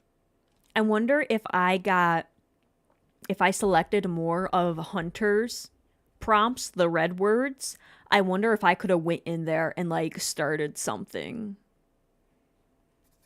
The old building creaked as I approached, the wind running through its peeling planks. I don't know if I believed in ghosts or spirits or whatnot, but looking at the way the weird house lent in on itself, its windows broken and boarded up, the roof collapsing, it was hard not to. You could feel something was wrong with it. I wish I knew anything. I wish I hadn't cowered and hidden all these years and had just asked for some fucking questions. The front yard was littered with trash and overgrown weeds, but there was too much open air. No space to hide. I edged my way in, glancing behind my back like somehow a twister would leap out of the prairie grass and twist my head clean off. Or worse, Hunter would loom out the dark to take me home. I made my way to the door. It's funny now that I think on it. You'd think it'd be locked up or blocked off, but the second I touched the handle, the entire thing fell off. That's how old the place was. The wood was so rotten the damn doorknobs were falling off. The entire house smelled like death. I could see now how it earned its reputation. Something had died here. Maybe an old raccoon or rats or whatever, but it had died, and the body was molded into the very foundation of the place. The floors cried out as I stepped in. Each board whistled and whined in protest, begging not to be stepped on. But I'd come this far. My plan was to go deeper, find a little nook and just sit. Maybe go over my notes this far, doodle a bit. Take my mind off the blood seeping into the carpet at home. Just sitting near the entry wouldn't be good cover. I was looking around, eyes drawn to the peeling wallpaper in the entry hall, when I swear I felt something brush my forehead. I leapt back, turning to look when my leg...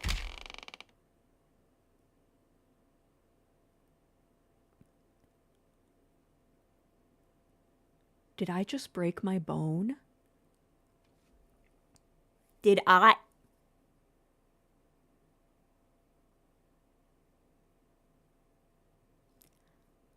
I hope that was not my bone. The floor gave away.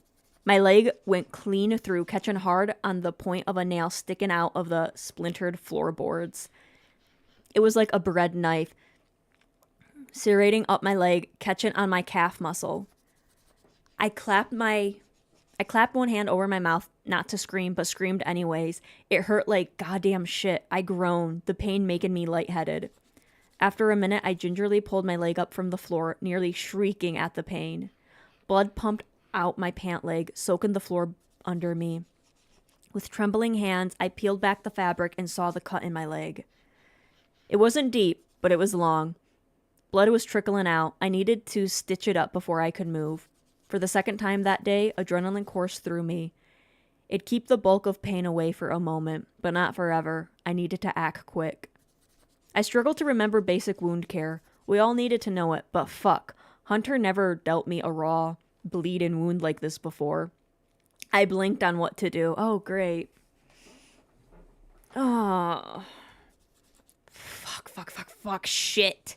From my bag, I pulled my needle kit. It took everything in me not to drop it. Shit. Do I gotta sew myself up?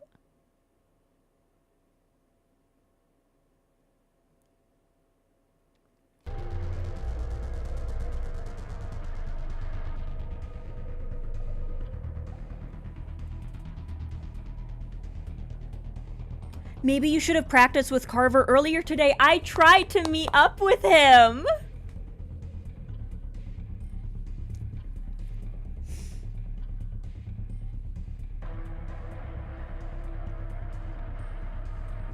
Okay. Shit. To thread your needle, select the spool and guide it through the eye of the needle. Then click your knot and click RMB to drive the needle forward to the next stitch. Or click RMB. What's RMB? Right mouse button. That's what it is.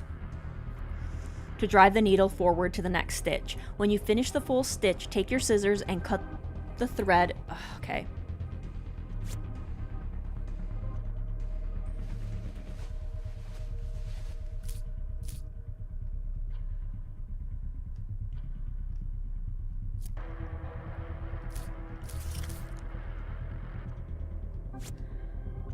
Yeah, this is not good.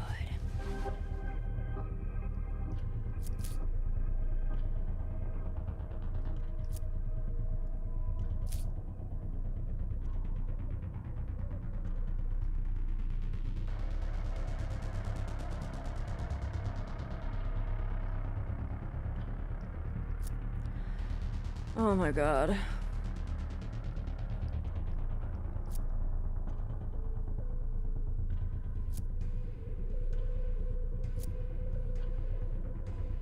Well, this...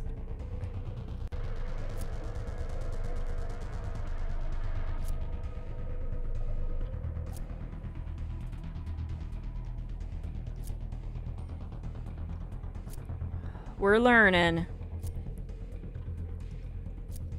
But yeah, I don't think it really gave me an option.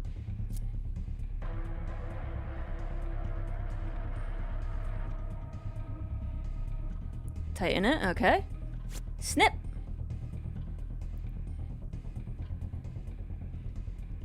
Why isn't it? Okay. Why isn't it working?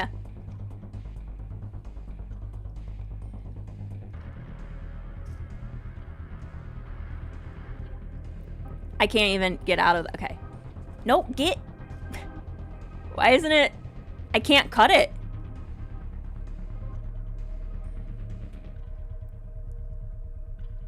Oh my god, I can't. I can't do anything. It's not letting me. I don't know what to do.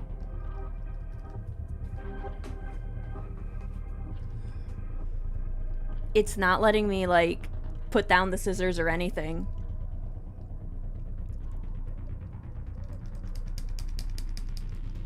What is going on? It's... What?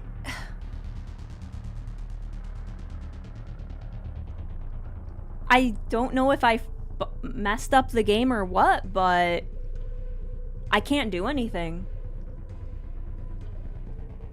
It's not letting me cut. It's not letting me put the scissors down.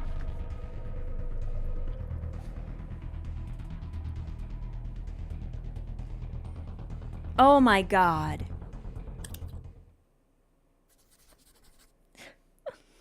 I succeeded, but barely. I felt a little more cocky about my skills.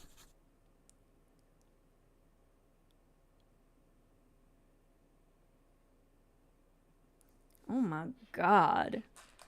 That was a nightmare. I tightened the wound with scraps from my jacket. It would be enough to keep my wound safe for now, till I made it back home. I lifted my gaze from the hole in the floor towards the stairs. The rest of the house was too deep, too dark. The misstep had been a savior looking back on it. If I had gone too deep without protection, the smokes would have swarmed. When we went alone, we had our little mirrors, little things that literally watched our backs. Mine had broken from the damn smoke attack on Monday. Going into that cursed place, nobody or no thing to watch my back, it would have been a death sentence. I had been too caught up in the panic from fleeing to realize that. With my leg aching but stitched up, I headed towards home. At the very least, my injury would save me from a beating. I would say something attacked me, or I got hurt defending a bit of the perimeter wall. No sense in hurting the already injured. A hunter would beat us. He'd be like, nah, let me finish you off.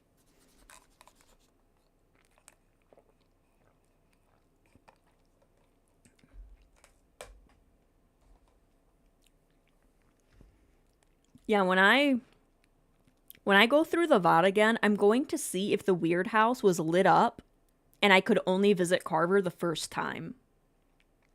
But, like, he never said anything to me, like saying, hey, come visit me. He never said that.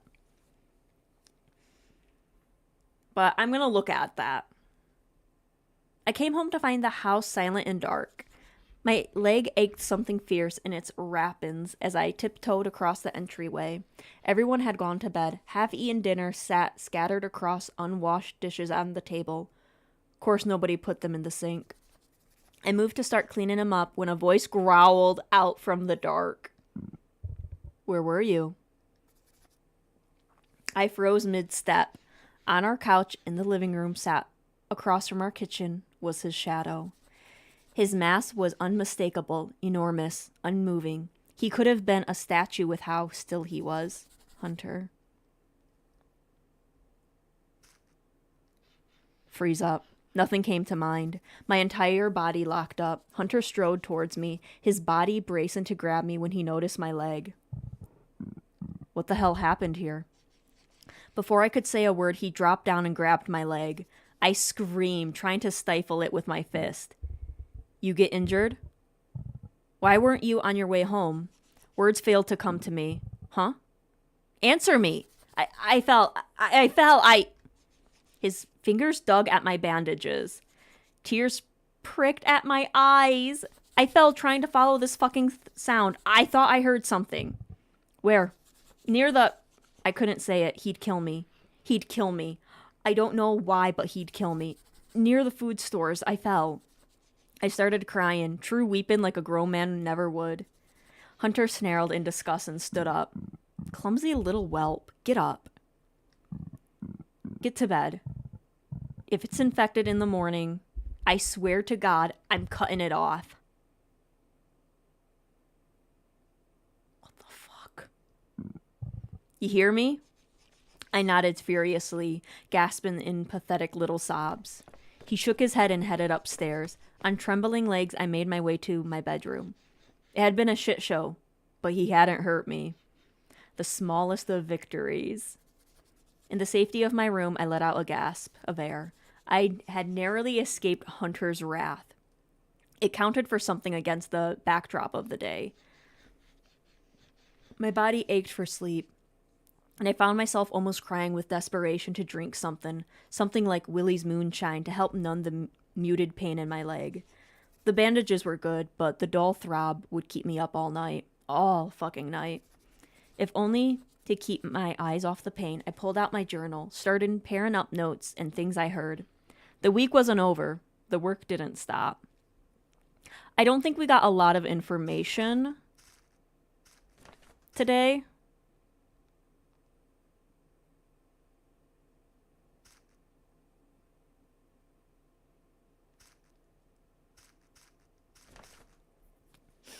Let's see.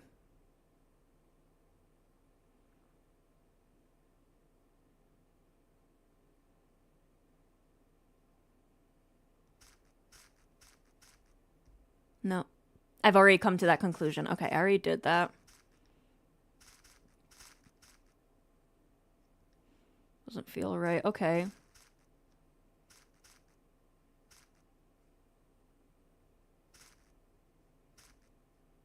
Okay.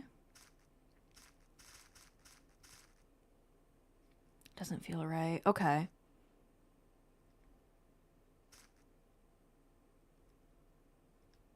Oh no, why?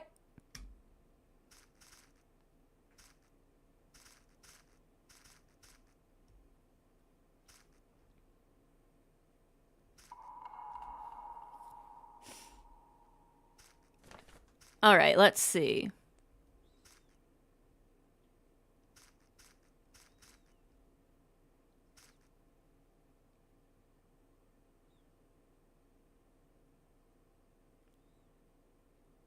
He gets his kicks elsewhere now?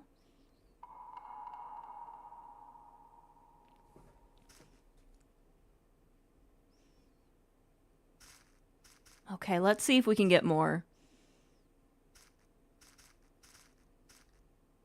Doesn't feel right.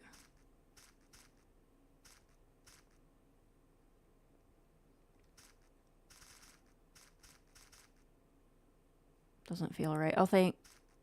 I think that's all we can get out of Carver. We already got Tanner. Don't have enough on Hunter. Nothing on Fisher. Bess.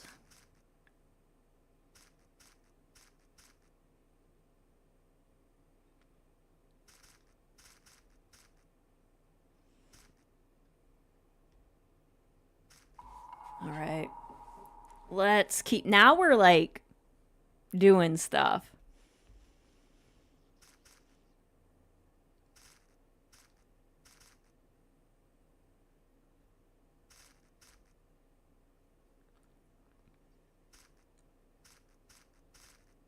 That doesn't feel right. That doesn't feel right. Doesn't feel right. We have so much under her, but we only have one thing.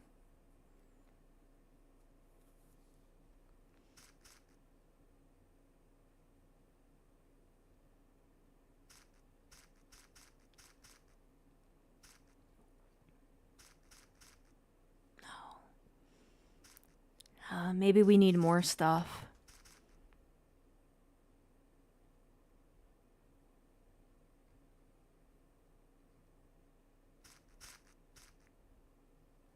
Doesn't feel right.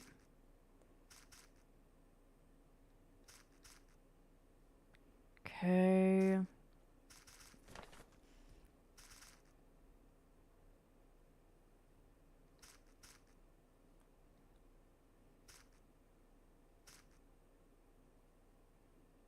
I don't think there's anything we can get there.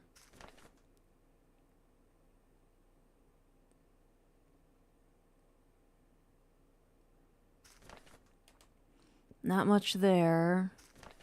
Man. We're not getting a lot of information.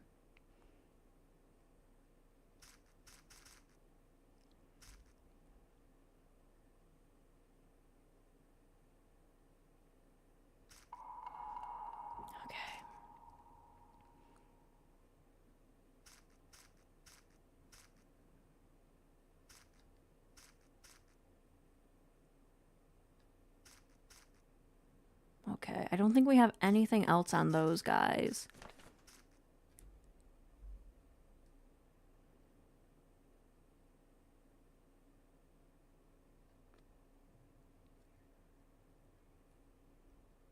Okay. I think that's all I can do for now. The ache in my leg had dampened down. Exhaustion was settling in. I didn't want to sleep in again. I had been lucky tonight, but Hunter, hell everyone, would come swinging if I was late again tomorrow. I curled into the mattress, careful of my leg, and almost immediately dropped into sleep.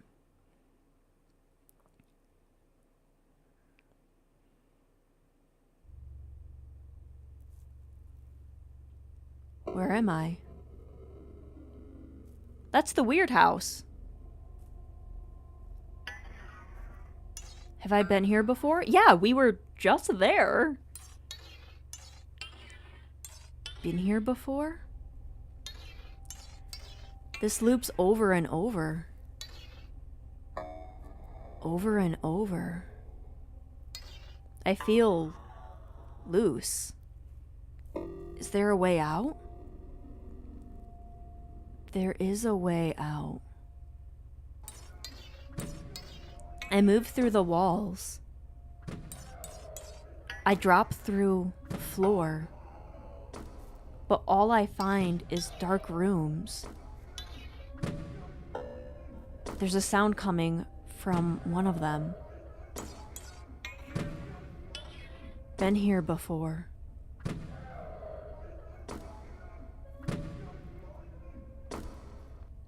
Over and over.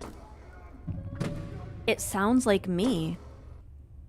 Have I been here before? Been here before? This loops over and over. I try to find that sound of belt on skin. I love you, but you deserve this.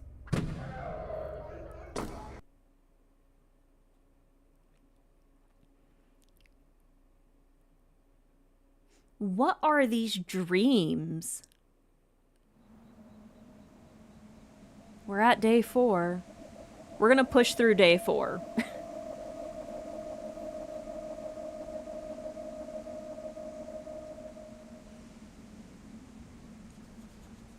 I was ripped awake by the sounds of commotion in the hallway. Slowly the sounds started making sense to my half-sleeping brain. The thunder of a body thrown against the wall, the echo of yelling and snarling and shouting like two beasts fixin' to kill. I stayed still, not wanting to rush into the fray just yet. Know your place. Fisher, this is fucking crazy. It was Fisher and Carver fighting? I stood up slowly, making my way towards the door, only to nearly get sent flying back from a wayward fist. The two were fighting fiercely with Carver, being shorter, using his shoulder to drive Fisher off balance into the wall. You're fucking crazy. You're fucking nuts. You have lost your way. Fisher drew his elbow up and brought it down hard on Carver's back. Fuck! Carver fell backwards, awkwardly crouching away to protect his back. Fisher didn't waste a second, instead lunging right at him and driving him into the wall. The fact that he is fighting after getting the shit beat out of him? Holy shit. Can we stop breaking things, guys? Carver's head went right into the wall, sending plaster and wood out in a plume of dust. Fisher! I went to grab at the two of them. Fuck if I had an actual plan, but Fisher donkey kicked me. You stay out of this, unbeliever. I heard a horrible groan from Carver, who was half caught in the wall. Jesus fuck God! Stop it. Stop taking his name in vain. Why can't you just be a Biden? Be good. Be humble. Fisher suddenly lurched to the side, his head lolling like he didn't have the strength to keep it upright. Like he was completely drunk. Carver slowly pulled himself free from the wall, tenderly feeling his head as he tried to stay as far away in the cramped hallway from Fisher. What the fuck are you on about? This isn't the end of days. This isn't a fucking holy message, you goddamn son of a bitch drunk dickbag. Shut up, shut up, shut up. Fisher lunged at him again but stumbled. Carver ducked to the side, falling to the floor as Fisher tripped over and fell into the hole in the wall. The whole wall crunched under his awkward weight. Dust plumed out, sending us all into a coughing fit. Heavy steps came down the stairs towards us. I ducked back just as Hunter moved past me and stared at the chaos of the fight. What the fuck is happening here? Neither of them moved. Carver was half crumpled on the floor. Fisher was heaving, unsteady against the remains of the wall. I will not repeat myself. He grabbed both of them and shoved them to the walls, pinning them there. They gasped for air, clawing at Hunter's hands. He held those two like they were nothing. Two full-grown men stuck against the wall like fucking tissue paper. Speak up. I stood paralyzed in the doorway. He went off on me. I don't even know why. I just came into our room and started wailing on me for nothing. He's fucking crazy. He's a goddamn fucking crazy drunk. He went on and on about trying to save me and trying to shove his fucking cattle prod in my shit. I am not drunk. I am not... Shut up! He slammed them again, shutting them both up. With a snarl, he leaned into Fisher's face. Is this really what's happening? You trying to send your brothers packing with your fucking toy? Fisher's head barely moved, lolling dangerously off his neck. Hunter scoffed, disgusted, and dropped them both. Without another word, he stomped away, leaving the two crumpled and sullen on the ground. I watched, half hidden in my bedroom's doorway as they got up, dusting themselves off. They stood up in a muted chorus of moans, Carver stomping away to the kitchen with a grunt. Fisher watched as he went, then stumbled to the side into our downstairs bathroom. I heard him vomit into the toilet. I cringed. The septic in the house wasn't hooked up to anything. Never had been, far as I remembered. Someone was going to have to clean that up. I didn't want to think about it. With a loud spit, Fisher... He just zoomed! Fisher carried back out and went down the hall into the kitchen. Meekly, I followed after. Where's Tanner? Everyone gathered at the table. The air was tight, stinging with tension, like uneasy electricity. Nobody said anything, just glared at the table. Tanner sat lost in his own world, twisting a stray ribbon around his fingers over and over. Carver sat resting his head in his hands, elbows on the table. Fisher struggled to stay upright, wobbling in his chair like we were on a lake or caught in a windstorm. I was worried about last night's beating was the cause of his unevenness. And Hunter? Hunter could have set the room on fire. I still haven't met anyone like him, thank God, that could fill a room with that stifling pressure, the raw, horrible, cruel heat. I scurried around making breakfast as quick as possible. The pressure of Hunter's was gonna build and build and build, and I am going out with him today. Maybe I should have took care of him first. But this is fine. This is fine. It was gonna strike someone. I wanted to make sure I was away from our stove when that happened. I had been so fucking lucky getting away with all that shit last night.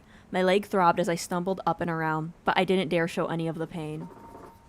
Nobody moved as I doiled out breakfast. Everyone waited for Hunter to pray. It was a tradition, but it didn't come.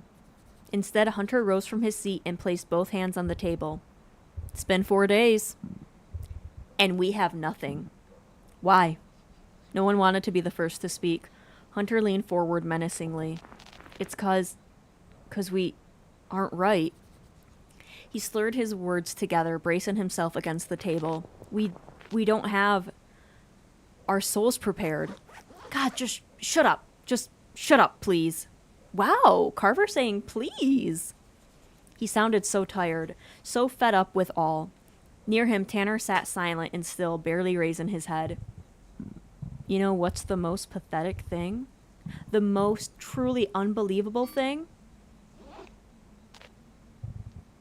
Runt's the only one doing anything. He's writing in his little notebook. He's actually trying.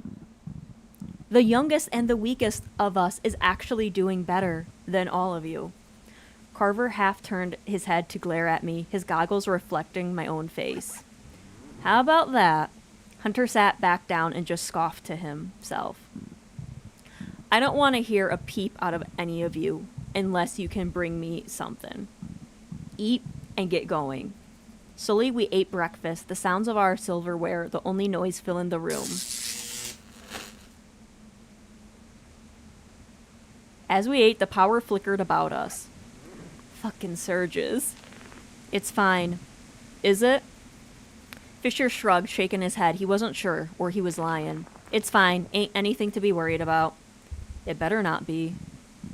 If we gotta worry about surges on top of finding the fuck who left this message, then something is gonna slip through the cracks. I said it's fucking fine, didn't I? Hunter picked up his glass and whipped it at Fisher. Milk sprayed across Fisher's mask collecting in the corners of his visor.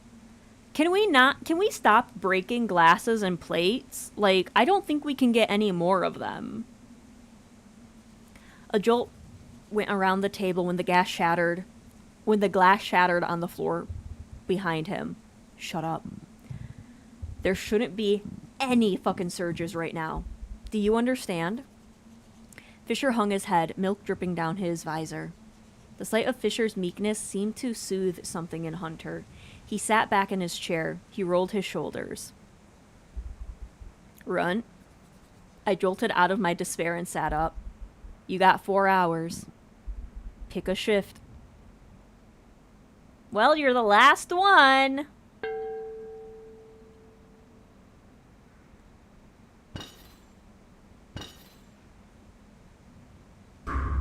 Okay. Hunter just dropped his head and sighed. Go. Everyone dispersed silently. I stayed in my chair for a moment longer before I got up to clean up the glass. As I kneeled, I felt my leg pulse in pain. Through gritted teeth, I swept up the glass, my body bent and warped in the wrapped in the shards. Eh. Okay,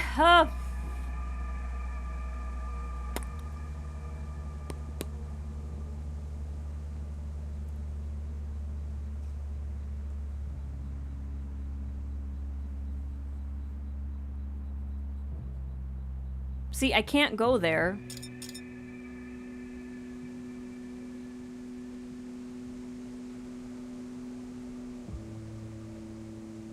I'm gonna wait a little bit, maybe?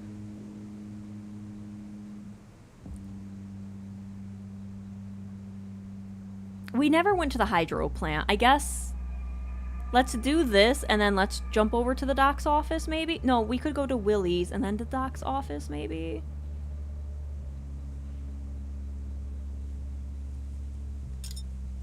I can't go there, never mind.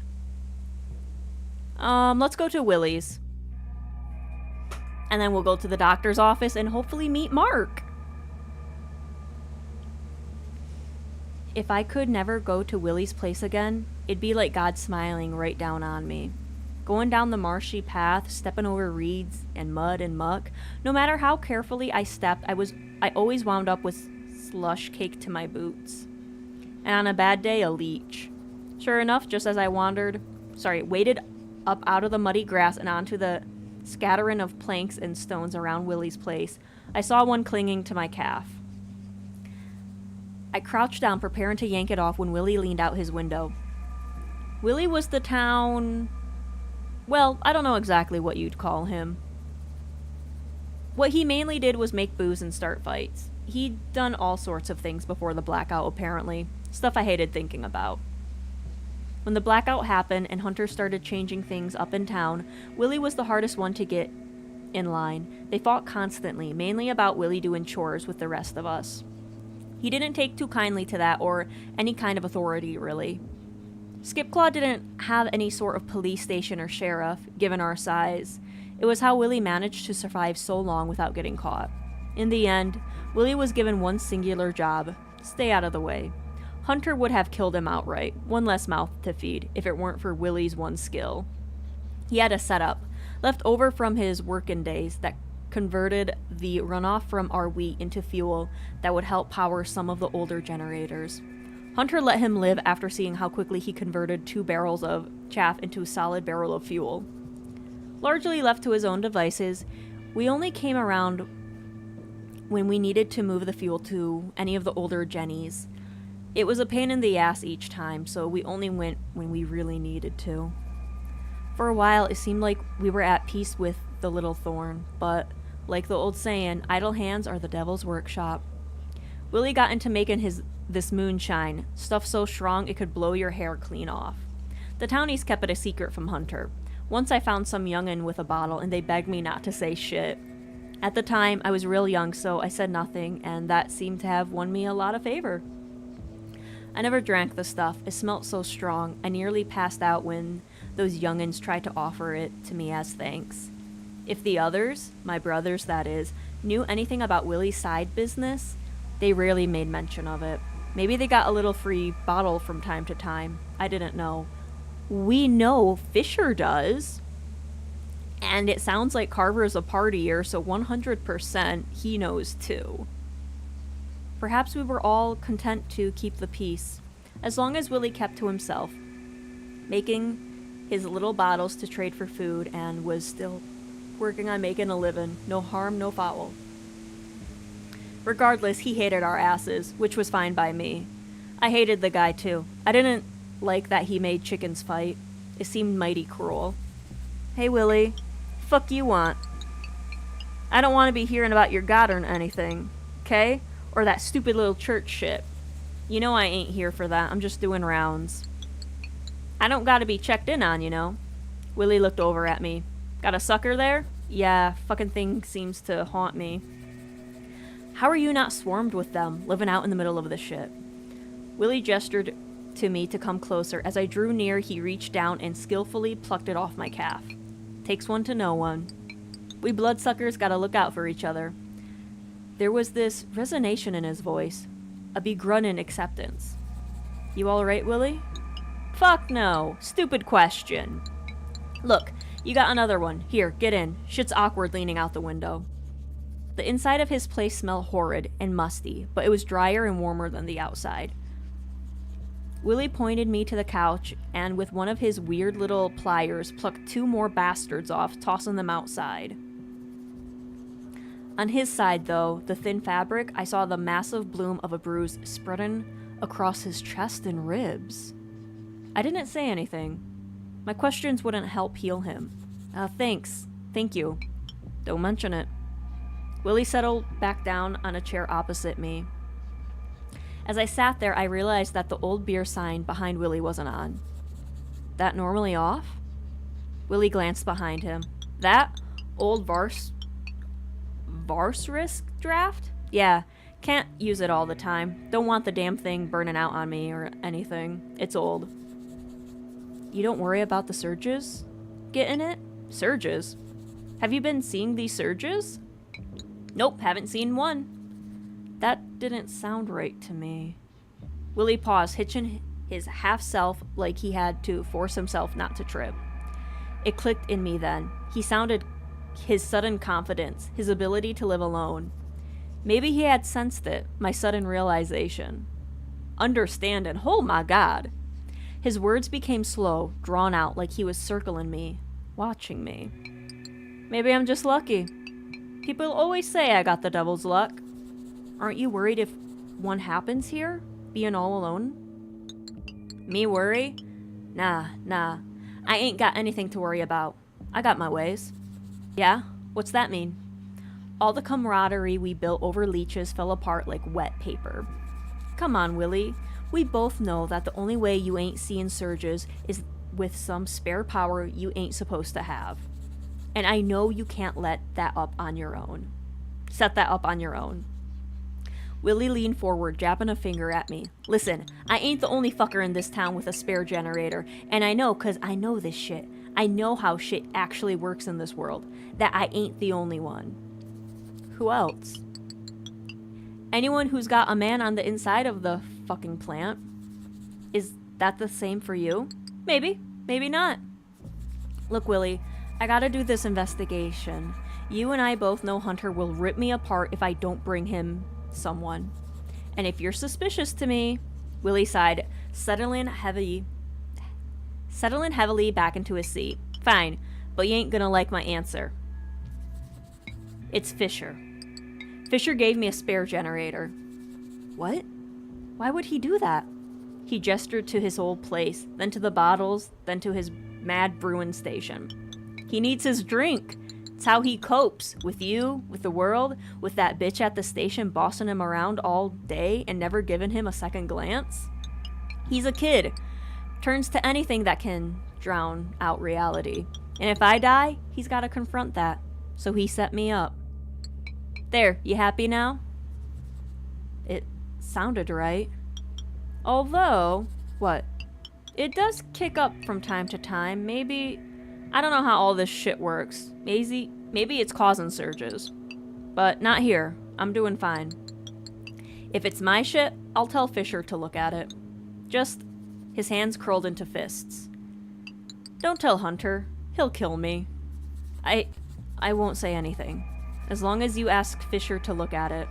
Willie nodded. The wind rattled against the house, making the window panes shake in their frames. Willie let out an angry, tired sigh and threw up his hands. Shit, I need a drink. Piss off, kid. You've done enough here. I stood, eager to get out of the stench of the place. I'll get out of your hair. With that, I left, Willie barely saying anything, just ushered me out of the place. But when the door closed, I lingered.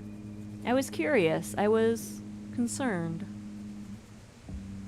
As softly as I could, I leaned over and peeking into the window. Behind the dirty curtains, I saw Willie sitting on the couch with his head in his hands. He had taken off his mask, leaving it at his side. He sat there, running his hands through his thin hair, trying to, I guess, soothe himself? I left before he could look up. Back into the mud, back up the hill. I arrived with 3 more leeches on me.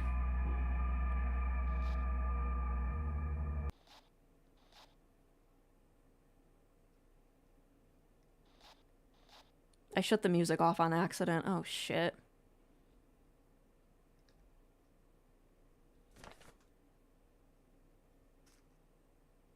I really did shut the music off. Holy shit, hang on.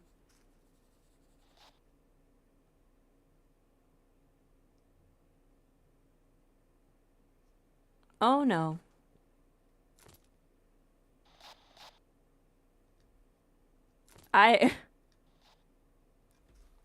Maybe if I go to a different place. I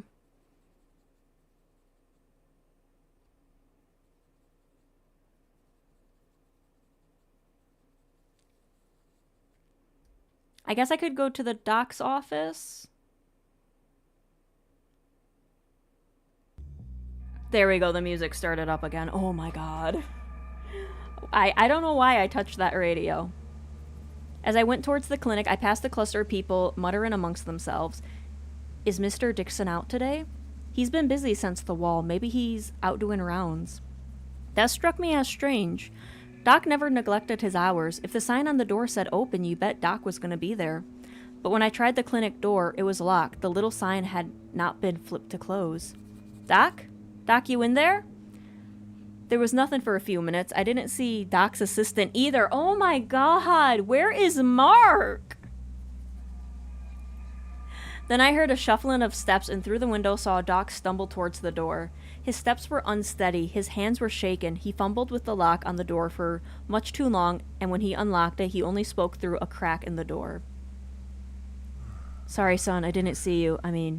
Hear you there. Doc, what's going on? Why are you locked up? I just need to catch up on some things. Catch up on things? What are you talking about? Are you feeling all right? He grumbled to himself, but I didn't catch a word of it. As I went to lean in to listen, he stumbled against the door. I couldn't leave him like this. Hey, Doc, it's cold out here. Why don't I fix us up some tea or something, and we'll relax a spell? I'm really okay. I promise, son. I gently pushed my way in, taking Doc by the shoulder and guiding him in. Come on, Doc, let's get you settled. I locked the door behind us and flipped Doc's sign to closed, moving us to his office and settling him in his exam chair. After setting us up with some tea from his dinky little kettle, we sat and relaxed in the silence of his office.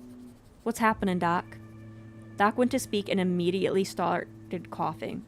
I waited patiently while he had his fit, not wanting to appear too, doubting. Make him feel bad for having it? I forgot the word. I get you, son. It's been hell. What's going on today? Why are you locked up? I'm sorry. I had to close the clinic today. I really needed a moment to myself. There's too much on my mind. Can I help you ease it? I don't like seeing you like this. Doc sighed heavily to himself. To be honest, I'm just very worried about what might happen tomorrow. That message has got half the town in a stir. The word getting out made this whole mess. It shouldn't have been known. I wish nobody had known. His shoulders were hunched. He wasn't sitting quite as solidly as he usually was. Ugh. It reminded me of Fisher in a way. It's a pain. Was Hunter angry? Well, he's Hunter. He's angry. He's pissed. But I can count on one hand the number of times I've seen him not angry. Doc nodded, but it didn't seem to soothe the odd energy around him. He wrung his hands anxiously. He's a worry. He's a worry. A thorn. Do you know anything new? Has anything come up? No, just trying my best to investigate still. I just don't know if I can handle a big mess, I'm just one man. If the missus or the twins get hurt. He set the tea down, undrunk, and started coughing again. I wanted to reach my hand out and tell him it was going to be all right, but I didn't know if it would be. I want to soothe my nerves. He began to cough harder. I need a drink. Something bad is going to happen. I need another drink. Ugh. I didn't really know what else to do. I thought maybe the tea was too hot or something. In an anxious panic, I went and got him cold water instead. He took it and lifted his mask, taking a sip. This is water. Yeah, Doc, did you want something else? He shook his head and started to cry. Forgive me, son. Forgive me. His weeping filled the tiny room. I felt lost. He was acting so out of sorts that I didn't know what to do. All I could do was reach a timid hand out to pat his shoulder. Slowly, Doc's sobs slowed down. I'm sorry, son. It's been a week. A very, very scary week. I get you, Doc. I understand. Here, finish your water. I took my seat again as Doc polished off his glass and set it aside. Doc took a deep breath, and some of that old Doc I knew came back. He sat up and faced me, ready to talk. Do you need help around the clinic at all? No, thank you. Would Hunter even let you do that? I don't know. But I ain't exactly inclined to think so. I don't see an issue with learning medical stuff, so... My chores keep me busy, and if I fall behind on them, he'd be unhappy. Doc nodded, not letting the truth of what Hunter would really do be spoken out loud. It was a mercy. We both knew we wouldn't do anything about it. Do you feel a bit more up to snuff? You don't have to open the clinic. Maybe your assistant can come in instead. I might do that. Thank you for talking some sense into me. It's no worries, but can I ask you if you've seen anything? Anything at all? It doesn't have to be crazy or anything. It could be something small. Well, I guess Bess has been acting all delighted by the message, saying it's good to incite fear. Crazy thing to think. Anything else? He hesitated a second, his breath hitching before he spoke. Willie wasn't home when I went by Saturday. Weird. Did you have any idea where he might be? No, not really. But it was strange. Maybe he was out doing business, you know? I stood up out of my chair. Thank you for everything, son. It's really no problem, Doc, really. On his breath was an awful smell, but I didn't say anything. Hello, Bixie. Welcome on in. I hope you're having a good time zone. Runt, no matter what happens tomorrow, please look after the twins. They really look up to you. They'll follow you anywhere. So keep them safe. You promise me? I promise to keep them safe. He patted my arm. There's a good boy. I left, back out into the cold and the chill. I felt sad in a terrible, heavy way. Doc's request haunted me as I left the clinic, following me down the dark street like a stray cat. So we still have not met Mark. I don't know if we're ever going to meet Mark at this point in the game.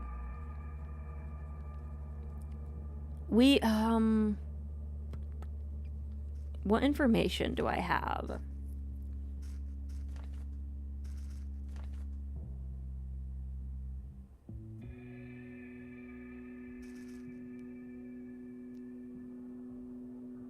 Yeah, we don't have a lot of information.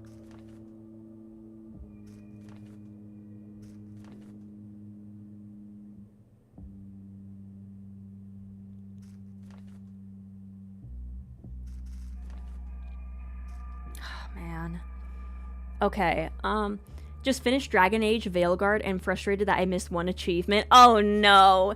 Is it like an easy one though? That you could like load a earlier save and grab it? Or is it one of those annoying ones? I'm gonna go to Cherylee's. And then I'm gonna go to the twins, I think.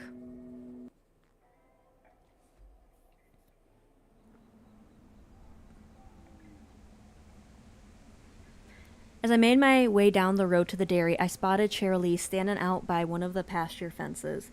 A cow had stretched her neck over the barbed wire and was getting a little scratch under the chin. The sight of it made my lumen headache recede just a hair. She was talking gently to it, voice all soft and sweet. Hey girl, I thought OBS disconnected. No, it was... it was Windows Defender. Don't do that, Windows Defender. You feel good there? Cherylee scratched under the cow's chin, causing her to stretch out her neck happily. This is Lottie. She's a real sucker for scratches. Hey, Lottie. Want to pet her? Yes. Let me pet the cow. I reached my hand out and gently stroked her nose. Her eyes closed halfway, happily swishing her tail from the combo of nose and chin pats. She's sweet, huh? As if remembering myself, Lottie opened her eyes wide and sneezed, startling me. The snort, she ambled away back into the herd that lingered in the center of the field. I turned to Cherylee's as we watched Lottie leave. Hey, Cherylee's. Hey. She sounded down like there was a real rain cloud over her.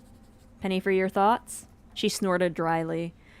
I knew she was dealing with big stuff too, but I didn't think it was the right time to bring up the gossip I heard from the twins. It might have just been gossip. She might not be pregnant at all, but it wasn't really my place to ask. I chose to keep my mouth shut about it. We watched the dark shape of the cows grazing in the field, the sound of their munching barely reaching our ears. Can I ask you something? Do you see anything weird about the cattle?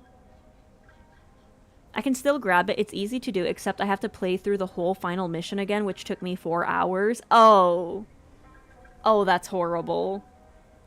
But I guess if you have 4 hours free, you can try to grab it. I squinted, studying each cow in the field, and they looked like, well, they looked like normal-ass cows to me. Black and white, brown, eating and chewing cud. They seemed to They seem the same as ever to me, but I don't know cow's wealth, so... Something's been upsetting them lately. They don't want to eat and they keep stampeding. Almost killed a hand this morning. I don't know if it's all the surges or that lung dog attack. You think it could really have something to do with surges? Well, I don't know. It's just a guess. They're kind of stirring everyone up. We got the extra lights for the herd, at least, but they're acting strange. We haven't seen any more smokes. You haven't seen any more smokes recently, have you? Or any more lung dogs? Around the perimeter? I know Wacko breaks curfew a bunch and wanders around the wall, but I don't know about asking him about any of this. Has there been anything weird like that? Nope. Ain't seen anything after that attack. Thank God. Maybe it's just the air. Maybe a storm is coming. We were both silent for a while, the dark sky drifting above us as we watched the herd in the pasture. Shirley's rested on her arms on the fence. It's just getting worse all the time. Did I tell you about Tanner? Tanner? What about him? It was weird. He actually came by. Here. That's odd, right? I thought he was maybe here to deliver a message or something, but he started asking me about Ivy of all things. Yeah, that's not like him. I didn't really think he left the property alone. What was he asking? Stuff about how she prepped to leave, what she took with her, that sort of thing. It was intense. I told him I didn't really know. She just said she was leaving and left out of the blue. He seemed disappointed. Did it sound like Tanner wanted to leave too, or just that he wanted to know where Ivy was? Honestly, he said he wanted to leave, or well, he wanted a way out. And he asked me not to tell anyone, but it all sounded worrying. But I trust you. Keep an eye on him. I wouldn't want to stop anyone from leaving, God forbid. But, well, you know your brother. I just don't think he's got the same grit as Ivy does. The headache I had been fighting started creeping back in. I rested my head against the fence. You feeling all right? Just a headache. I think I'm gonna head out. With a final wave, I made my way out. Okay, so we might have more connections. Okay. I already sunk 85 hours into the game, and I think I won't do it anytime soon. I feel that. We have 1 hour left. I guess let's go visit the twins again. Before I gotta go see Hunter.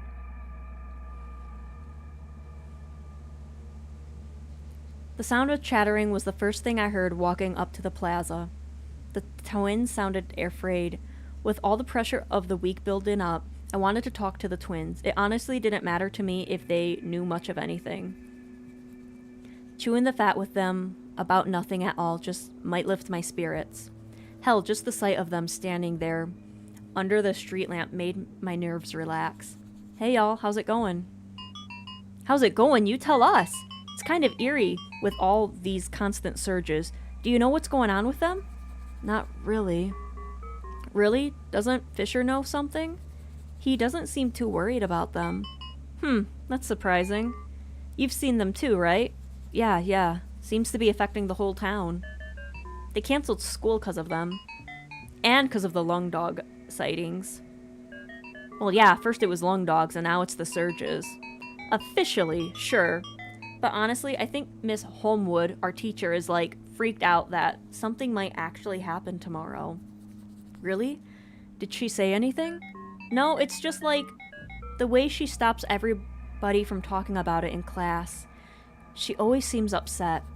Do you two think something will happen? The twins looked at each other, then turned back to me. It would be cool if something did, but only if, like, what happened was cool. We don't want anything bad to happen. Yeah, me either.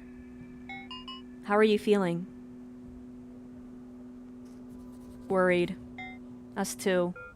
We don't know what to do. Like, we only just turned 18 and, like, we aren't kids anymore, but there are lung dogs attacking the wall. Surges that mean smokes might show up, and Dad... I've never seen our dad like this before. What's going on with him?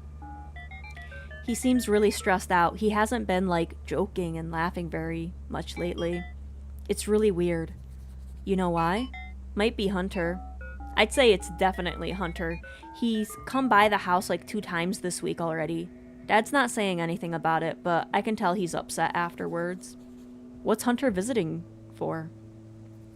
The twins just shrugged. Really? You don't know? We try not to know.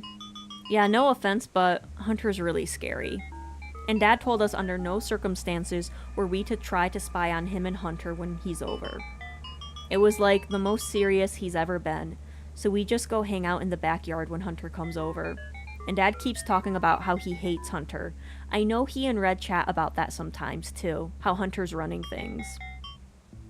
It's scary to hear him talk like that. Do you think something is really gonna happen tomorrow? I don't know, maybe. What if we do if something really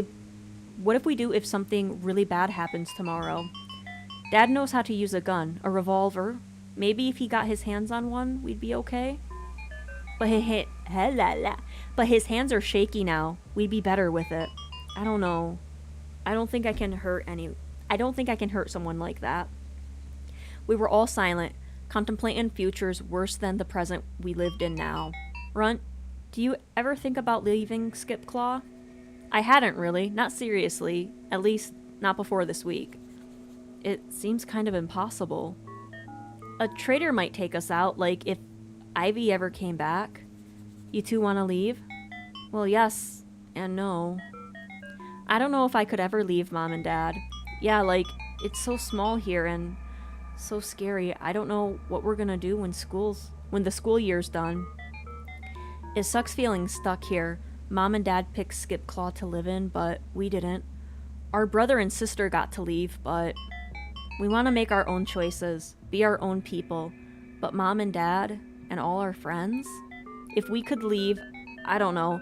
I think it would be hard to leave and hard to stay. We love our friends and Mom and Dad.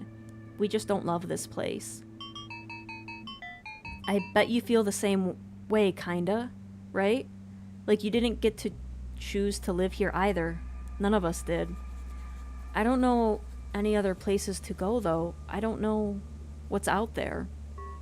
If you don't mind me saying, I think any place other than Skipclaw would be better for you. That hit my stomach like a boulder, causing a wave of sadness. Then one of relief. The twins knew how bad things were for me. We never really talked about it, but they knew. Yeah, you're probably right. Hunters, we know. Do you mind me asking? How do you put up with it? I don't know. I just have to. I didn't know. That was the truth. I still don't know how I made it through all those years. I've been told before that it was 'cause I was strong. I had some kind of iron will. I knew I had some bigger purpose or something. But I don't think that's true. I ain't being uncharitable to myself either. If you haven't been through this kind of thing yourself, it's hard to understand. But that was me, 5 years old on that farm, being beaten by my dad, But what was me, 5 years old on that farm, being beaten by my dad, supposed to do except put up with it? What was I supposed to do at 14 when Dad died and Hunter replaced him? A lot of people will say they would have just left. They would have gotten help. But that ain't right either. If you were in my shoes, you would have known you could leave. You wouldn't have known you could leave. You wouldn't have known you could get help. I didn't know what else was out there. I didn't know I deserved better. I didn't know this wasn't right. It was just all normal. You can't want something you don't know. You can't want something you don't know exists. Runt, we'll take you with us. If we ever leave, we'll take you. If something bad happens tomorrow, we'll get Mom and Dad, and I think Red's finally got his truck running again. And we'll go over there and we'll all get out of here. You think Red wants to leave? Yeah, so we'll all go. Yeah, together. I bet, though, nothing will really happen tomorrow. Yeah, probably. Probably not. It'll probably be fine. I don't think any of us believed it, but we nodded as if we did. if only to soothe our nerves. My discussion with Doc earlier came back to me. He wanted me to look after the twins for him. At least keep another set of eyes on them, and I knew they'd dog on me if I tried to dissuade them, but, your dad seems pretty worried about you too. Why's that?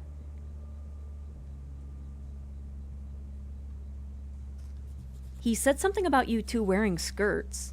Temple laughed. Yeah, he's so confused by it. It's pretty funny. But he seemed really worried, y'all. He was saying he doesn't want the world to be mean to you or something. Yeah, he kinda understands, but also kinda doesn't. Temple and Church exchanged a long glance, one like they were silently communicating with each other, then turned back to me. The thing is, we like wearing skirts, and all this jewelry and stuff because it's androgynous and cool. What's that mean? Androgynous? Not really male or female, but kinda both? Or in the middle? Yeah, 'cause that's how we feel. I didn't get it. Dear Lord, I did not understand the idea even a bit back then. I like to think these days I got a bit better of a handle on it, but I still haven't met too many people like Temple and Church. This wasn't something the twins and I would really thoroughly discuss for a while. At the time, I just let it slide by me as one of the mysteries of the greater world I didn't really have the energy to think about. But whatever made them happy, I guess. I couldn't see much harm in how the twins dressed. Church and Temple stretched their arms above their head in sync. I didn't want to keep them for too long. There was so much swirling in my head just thinking over all they told me. Man, I wonder if movie night will still happen on Saturday. Last week one had this gnarly sequel, least I heard. Yeah, a nice long movie would take our minds off of things. Maybe we could do 2 if school is still canceled? Dad always does house calls on Saturdays, so we get to pick the crazy ones without him knowing. I think Cherilise would like that one part with the cows. Yeah, I don't know. She wasn't there last time. I wonder if she wasn't feeling too good last Saturday. Was she missing? Yeah, we didn't see heads or tails of her. Wacko's been missing all day. Haven't heard him yell a single thing. Do you know where he might have gone? No idea. No one really talks to him besides you, I think. And Fisher sometimes. The twins chattered a bit more, but their moods were dampened. Their stories told with less jumping and gesturing about. The only thing of note was a rumor they mentioned in passing. Something about Fisher replacing Cheryl at the hydro station. And not cause of what had happened earlier, it had been floating around for at least a few weeks. Evidently, somebody sometime thought Shirley was due to be changed out of her position at work. Why they thought this or why it was Fisher replacing her, the twins could not say. Maybe it's some kind of 4D chess move or something. Fisher and Cheryl don't like each other too much, so starting up a rumor like that will make things more tense and then... Yeah, I don't know either. Oh, what if one of your brothers started it? Interesting idea. Maybe it was... He's always a starter of things. Carver.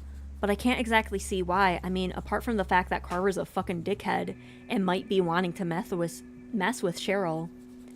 I don't think those two really interact. I bet he's scared of Cheryl. Yeah, she's a big guard dog, and he's a tiny little kitty. That cocky shit doesn't fool me. I wasn't too sold on it being Carver who started the rumor, though.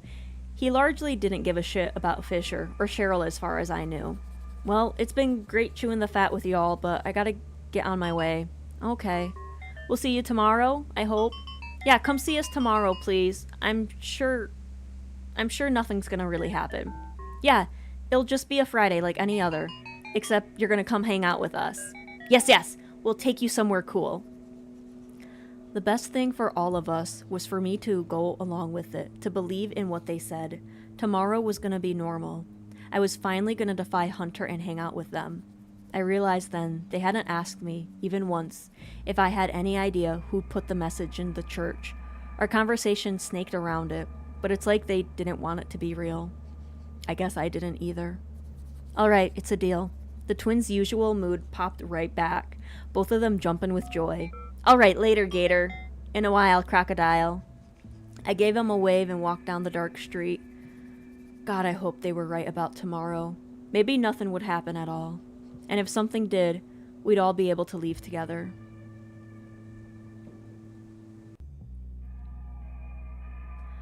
Okay.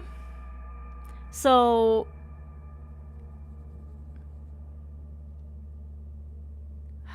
okay. Our last shift, and it's with Hunter, and we were not able to get rid of that magazine. So... I hope he doesn't want to look in my bag. That's all I'm gonna say.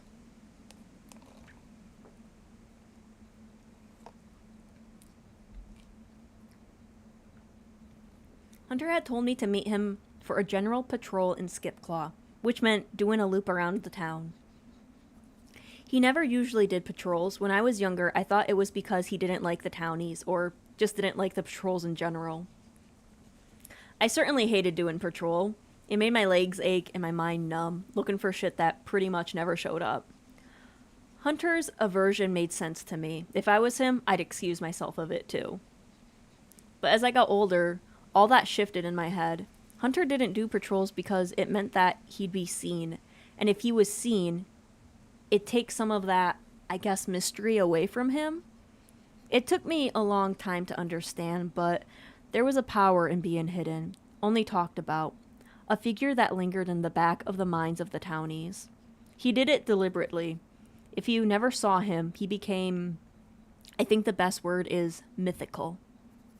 A mythical figure.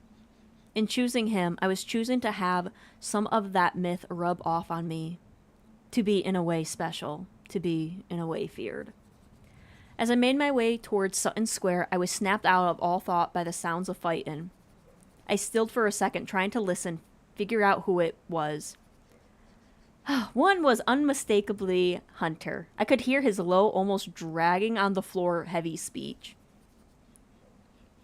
The other was softer, accented with a drawl, still shouting, but with a weaker, shaken desperation. It was Red. I skidded around the corner, nearly bumping into a cluster of townies standing on the corner, watching and talking among themselves. Red and Hunter stood in the middle of the street, the light of the street lamps casting long shadows over him. You're out of your mind, Strayer. Completely out of it. This town doesn't need you getting paranoid. I get that the message made you scattered, but it don't affect us. Don't you dare pull that shit on me. Outsiders like you don't get to say shit. It's been 10 years. 10 years. I'm as much a part of this town as anyone else. I know you weren't born here. I know Runt was. He's more a part of this town than you. Don't talk about him. Hunter! I approached carefully. I didn't know what was going on. I didn't know what to do.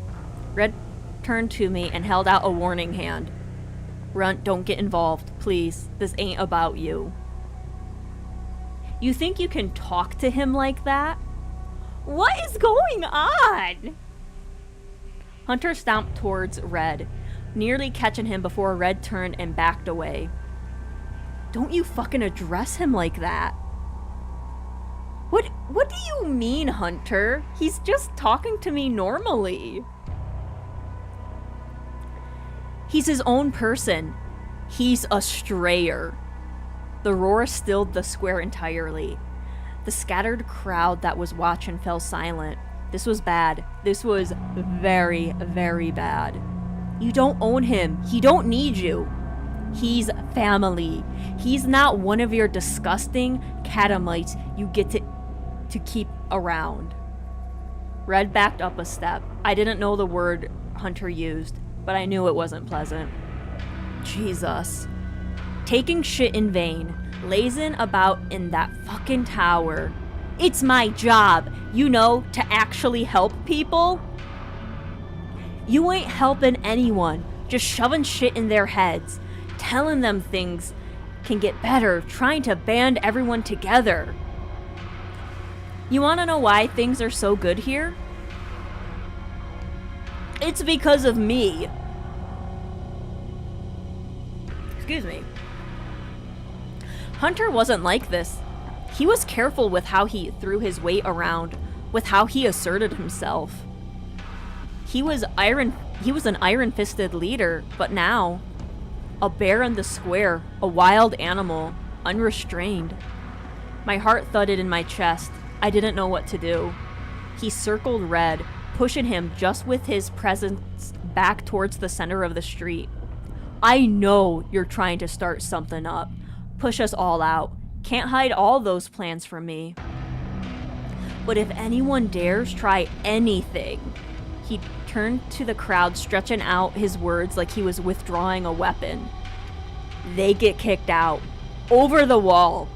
Understood? The crowd was silent and mobilized. I could feel they didn't know what to do. You outlawing talking now? You outlawing progress? You can't keep everyone down like this, threatening them with violence, telling them to stay in line or else they'll get killed. That's not how communities run. We should be working together, working to connect with other towns. We know they exist. We could have trade routes. We could have food and materials coming through here. We have a hydro station. Do you know how important that is? People would come for miles for a bit of light, a bit of heat. You keep all that shit out. Are you so scared of letting things get better? Of us not needing you? Hunter lunged at him, but Red sidestepped just in time. I'm the only reason we're safe. You are so blinded trying to start shit up that you don't appreciate. If people knew about our power, we'd be attacked. Is that what you want, outsider? You want people attacking our town, taking our power, stealing our food? We already got twisters at our walls, smokes in our houses, and you want more. More trouble just because you ain't happy we ain't living in the commie...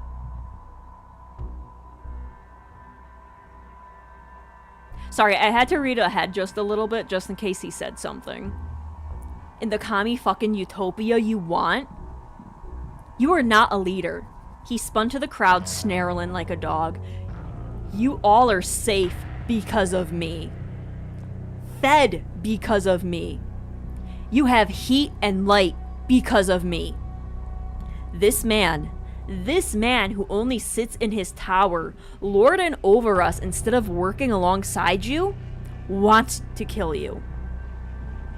He will lie to you, give you false promises, but has he ever done anything? Led even a single team? Is there anybody who would step forward, believe in this outsider and his empty words? The crowd was silent. Whether they believed in Hunter's words or not didn't matter. What they did believe in was Hunter's fists, his anger, his gun. To speak up would have been death. Red stood helplessly, looking at the crowd. Nobody would speak a word in Red's favor. He looked at me. Red. I felt Hunter's gaze on me. There was nothing I could say. Hunter turned back to Red. You stuff their heads with commie bullshit, with this talk of equality and sharing. You use their fears against them. Put the blame on someone, an easy target. You can all hate me, but that is what a leader is. Someone who shoulders the responsibilities, the weight of decisions made. You can't even commit to eating less. He laughed as Red balled his hands up into fists. You're a fucking hypocrite.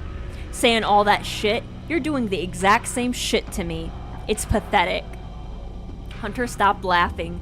The streetlights dimmed. At the corner of my eye, I saw the twins sprinting back down the streets. A horrible feeling overcame me. They were gonna get to their dad. Yeah, I might be an outsider, but I ain't hurt anyone, ever. I ain't stolen anything. I ain't let anyone down. I ain't said a bad word about anyone but you. You want to stop progress? All progress is risk. You gotta be willing to take down what's not working and put new shit in place, even while the gears are still moving. If you stay the same, all that shit that catches and fucks with things until it all breaks down. Red squared himself, took a stance. I held my breath. "Tell me, Hunter, you too scared to take a risk? Afraid of losing control?" Hunter was on him in a second. The two fought like bears. If you ain't even seen bears fighting, you don't know how terrifying it is.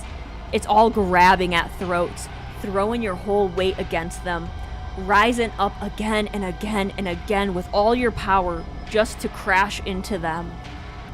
They were similar in size.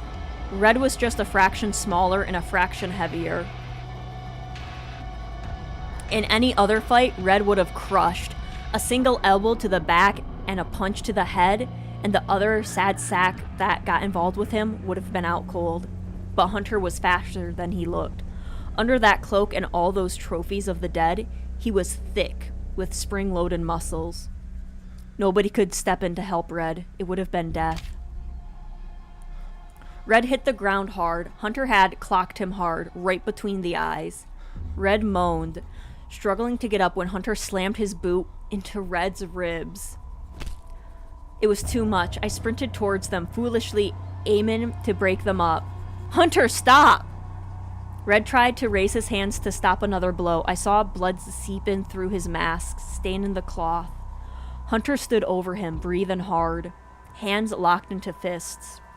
At the edge of the crowd, I saw Doc running towards us with the twins just behind, at the ready with his little bag. But the danger was still there. Doc would not take a step closer till Hunter left. "Hunter, he's learned his lesson. Let's go, please." Hunter leaned down over Red as he struggled on the ground, wheezing from the kick in the ribs. "Try getting your fucking riot going now."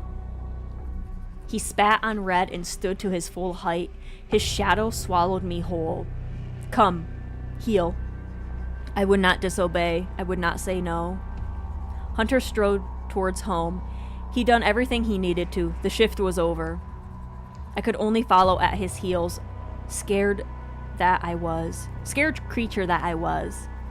I dared a quick glance behind me. The crowd surrounded Red. Doc was trying to coax him to sit up. The twins stood watching nearby. Hope flared in me. If Hunter really had power over everyone, they would have left Red suffering in the street. But they hadn't.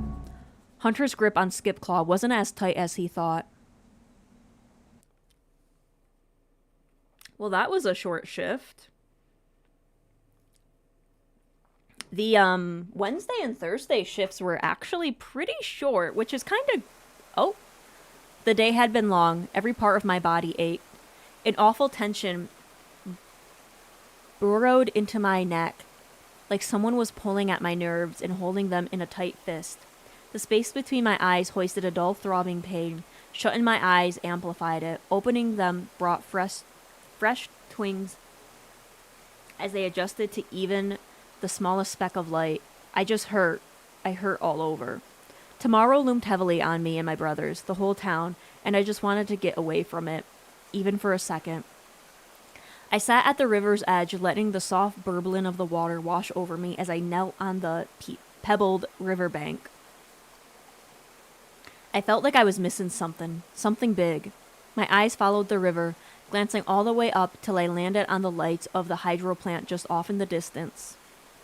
I'd yet to get any solid leads on the source of the surges.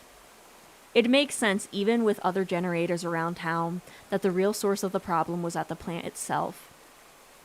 And past the whole mess with the message, even if I pinned it on someone, those surges would still persist. It was a big problem if we went dark.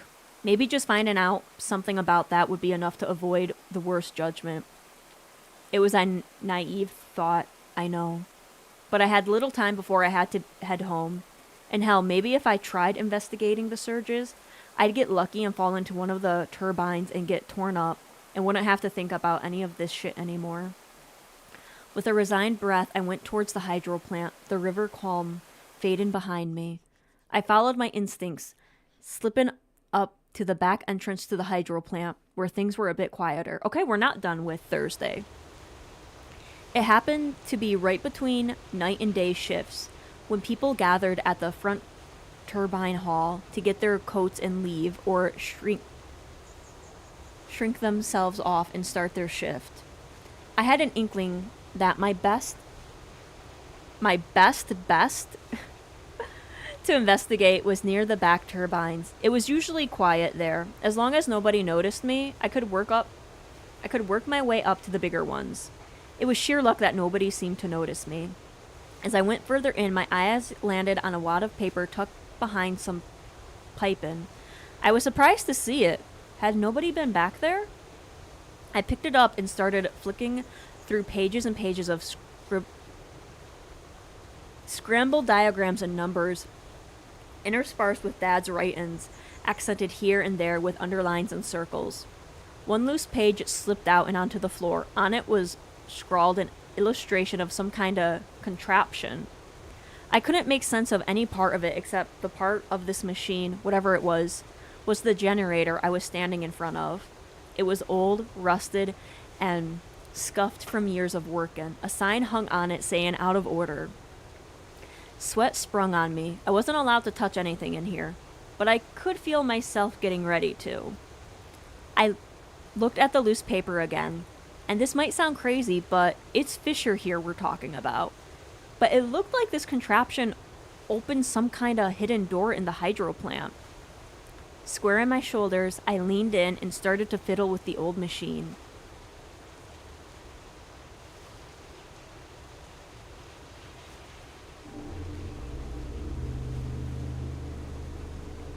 I love how it says you should have practiced with Fisher earlier, but I can't, like, I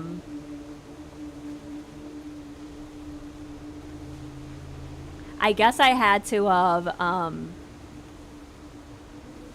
like, the first day I should have went with Hunter, the second day, Tanner, third day Carver, and then today should have been Fisher's day.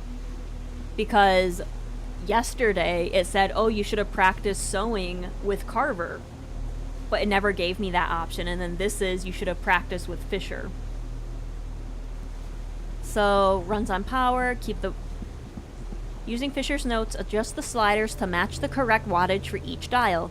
To direct the wattage to the correct dial, flip the switch on the side. Once both dials are at the correct wattage, flip the final switch to turn the generator on. This is a weird Jenny, though. Might need to enter the right number a few times.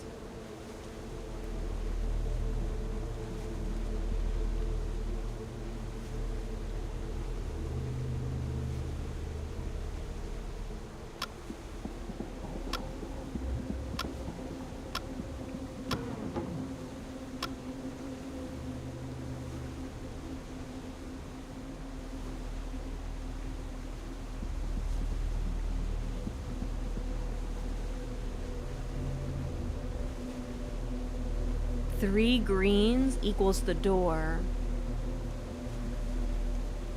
Okay, whew. Let me, figure this out.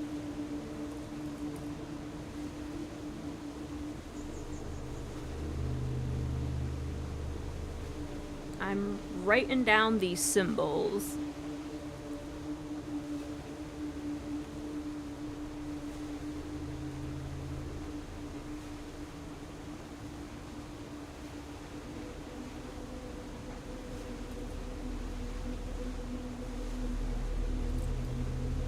And then number 6 is I2 go.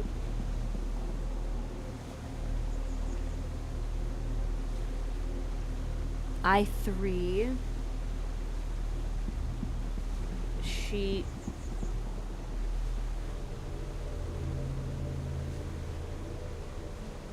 Whatever that is. It'd be 3. Which is 90, with parentheses. I don't know what this means.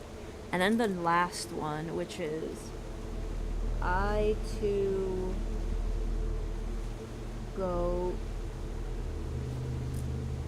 I3 sheep 375. And then we have 50, 100, 100, 1 at 5, 1 at 25, 1 at 10.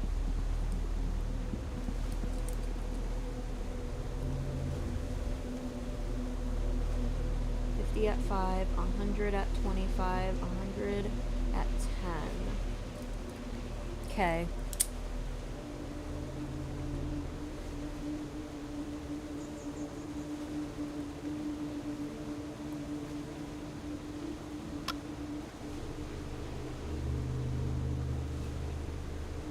Two I sheep. I'm assuming this is 2.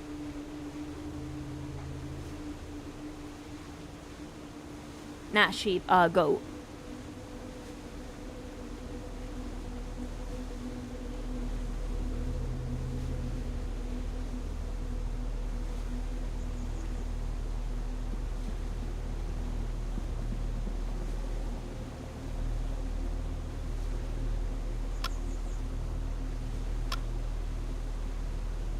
Goat.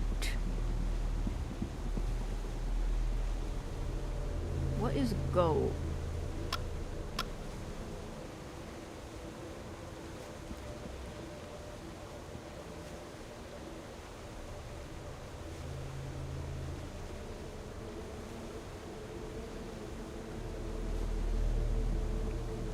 Hang on. 1, 2. Oh, shit.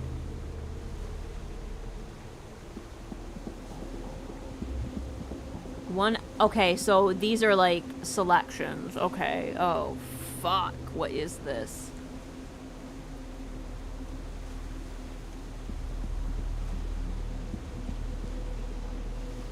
Equals 25.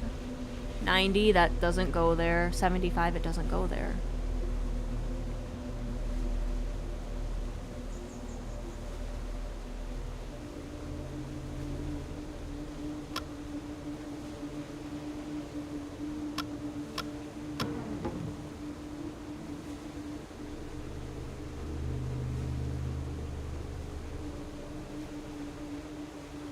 So that turned on.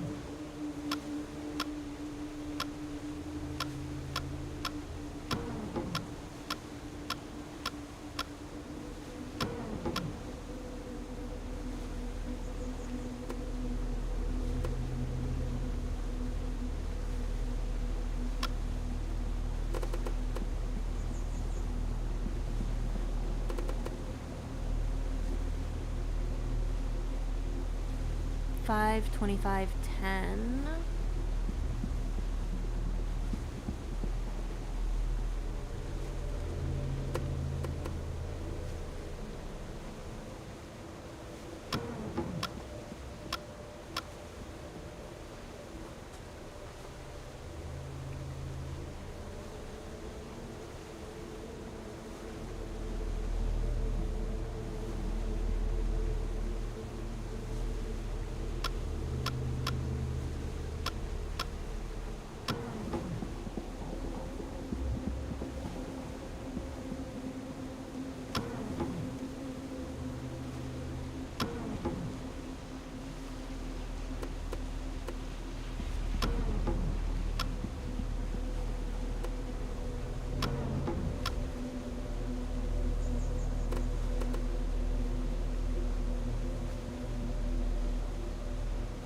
Has to be 50.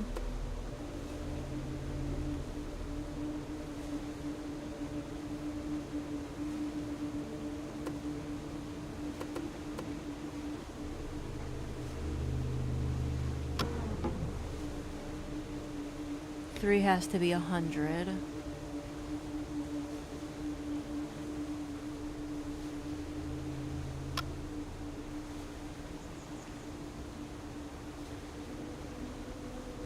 Two has to be 102.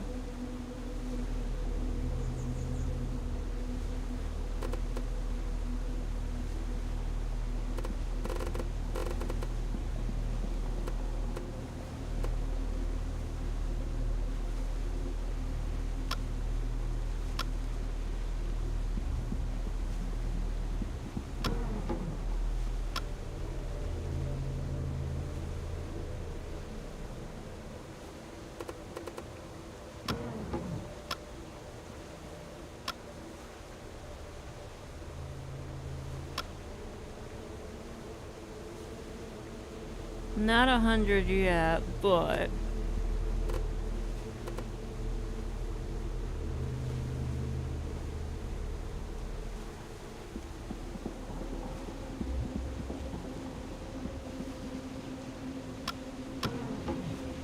Is that not supposed to be it?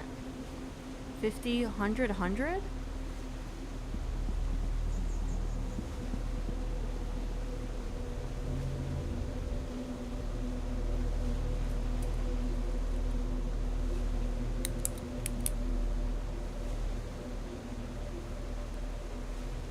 Five, 25, 10. Oh, those are the increments. They go up, maybe? Like that one goes up 5, that goes up 25.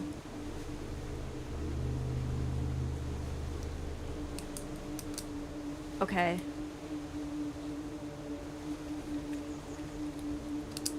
So what we have to do... We gotta go 10, 15, 25...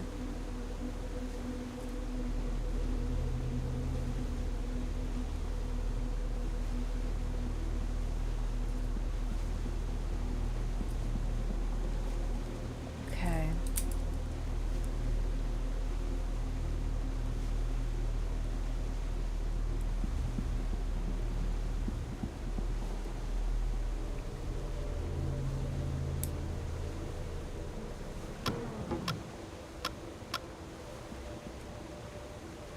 So we gotta go 10, which...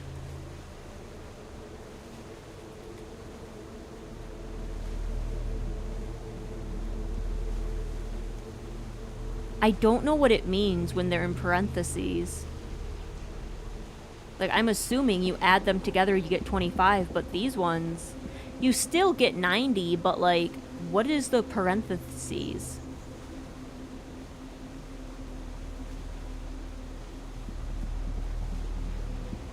What was it? It was 5, 25, 10. Okay.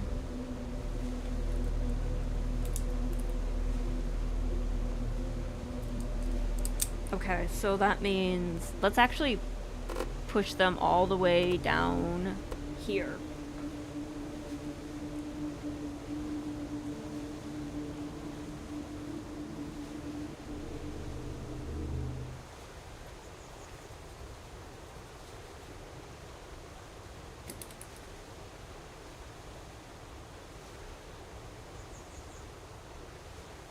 I was timed.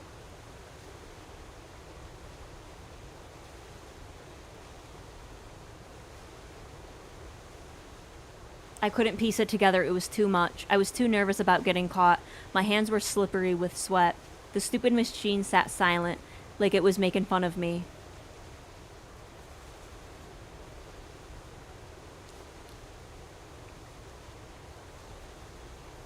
It was hopeless. I couldn't make heads or tails of it. Okay, okay. So day 1, I think I 100% need to go with Hunter. 2 would have been with Tanner. 3 Carver.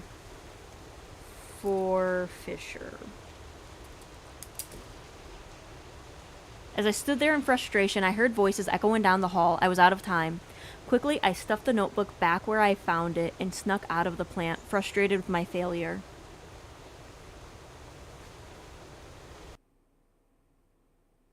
Shit. It took a moment, but I eventually worked my way out of the plant, never running into another soul. As I bolted out of there, the cold wind air only further amplified my racing thoughts. There was something hidden under this station. If I had only been able to decipher Fisher's notes. But I didn't have time to lament it or try it again. I had to head home. I'd already been gone longer than I planned. Shit. I sprinted home, ignoring the throbbing pain in my leg. I was late. Being late once like I had been yesterday was punishable by a beating, sure. And I had been lucky with Hunter. That Hunter let me off. Especially with everything that was happening this week. But now, I couldn't even fathom what he might be planning. Anything short of ripping me limb from goddamn limb. I didn't even have anything to show for it. Just wasted fucking time. God, what was I gonna say? I shook my head as I finally reached the house. I decided no matter what, I'd be quiet about where I had been. But what would I say? I heard murmuring as I drew close, hushed, angry, sharp whispers snapping at the air. I made my way up the porch, slowly. I stepped inside, trying not to let the screen door bang behind me. My gut curled in on itself. At the table, everyone was sitting, waiting for me. Finally home, I see. Hunter's deep voice rumbled out across the kitchen. It could have grounded me into dust. Sit. Down. I scurried to my seat. Tomorrow is the day. Whoever left this message will be found. And punishment will be dealt. Hunter turned to each brother who seemed too nervous to meet his gaze. Any of you got any ideas? There was silence.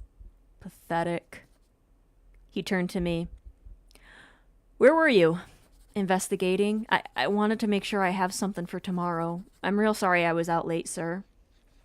Hunter didn't say a word. I felt myself cowering, ready for him to throw something at me. A plate, a cup, a fist. If tomorrow wasn't so important, I'd tan your hide.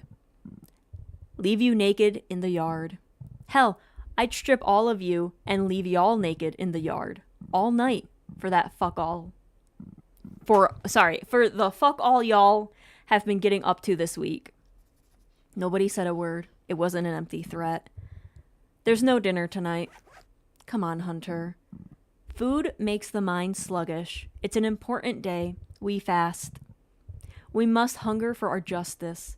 Tomorrow we will eat after judgment has been done. Carver's head dropped low. He didn't say anything. Runt? Yes, sir? I want you here tomorrow. Breakfast. Reveal who you think did it. You better have some evidence. I won't be happy if you don't. I nodded weakly. After, we will all go deliver this punishment. Is that understood? Quiet murmurs of agreement rippled around the table. Go to bed. Rest. Without another word, he strode off and up the stairs. My brothers followed suit. Nobody said a word to me. Not even Carver stopped to make some asinine remark in my direction. They were all nervous, scared. Had it finally sunk in with them that Hunter took it seriously? That something truly awful was going to happen? I let out a breath as they all disappeared, and once I no longer heard anyone's steps, I slunk off into my bedroom. I cracked open my journal and pored over everything I had. It was my last chance to finally put the pieces together. We literally have like nothing.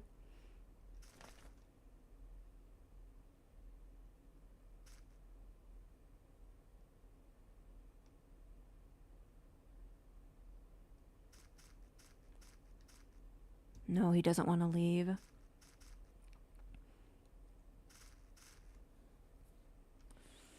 Oh, shit.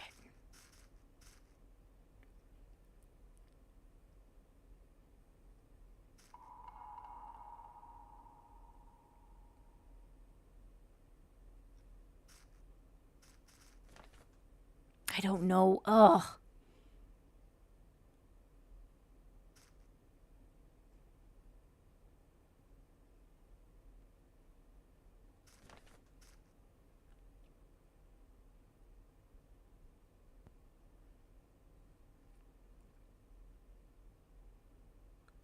I got nothing there. Nothing on Fisher. Shoot.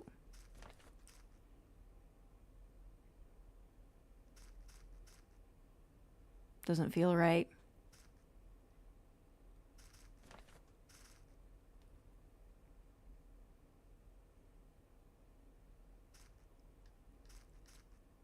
Doesn't feel right. Okay.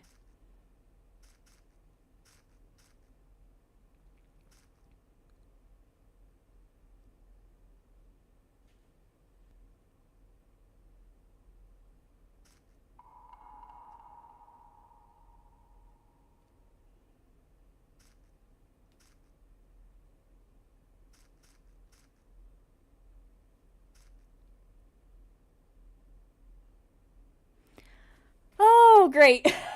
Shit. I don't think he's the violent type. Fuck.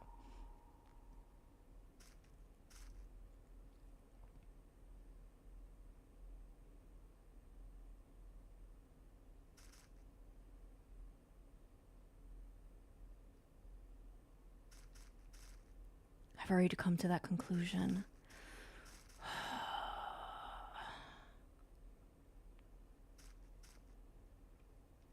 Okay.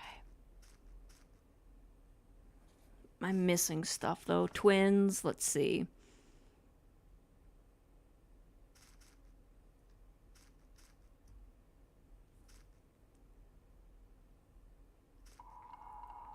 They weren't. I know they didn't do it.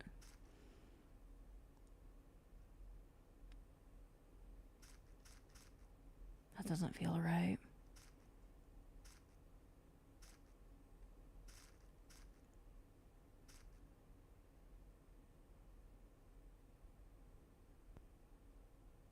A lot of this is going against Hunter.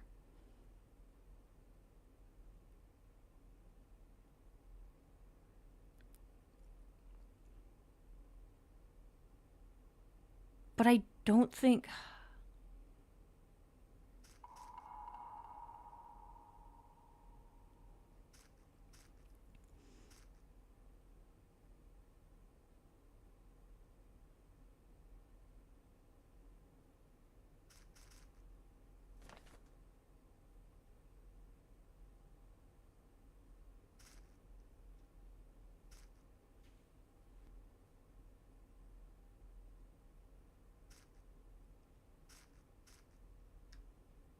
Okay.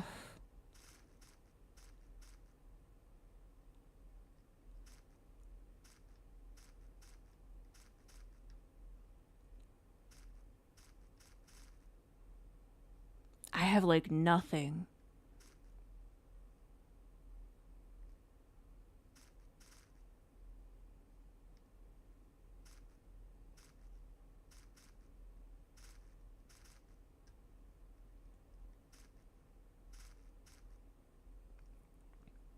I don't think I have anything.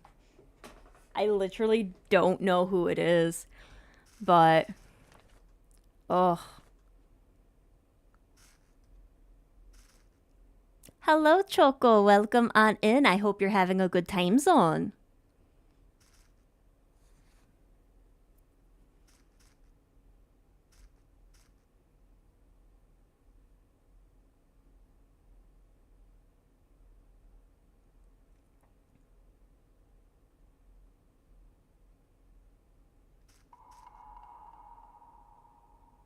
See, I wonder if green means correct and red means wrong? I don't know.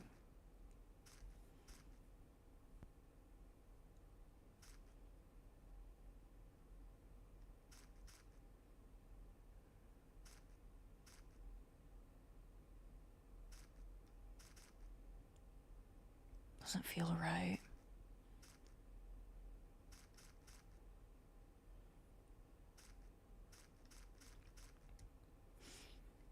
Just had brekkie. Nice, nice. I hope it was delicious.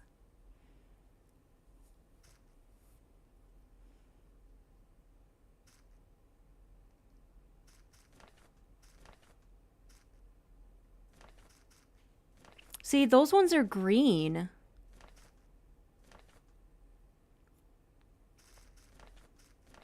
That one's red, though.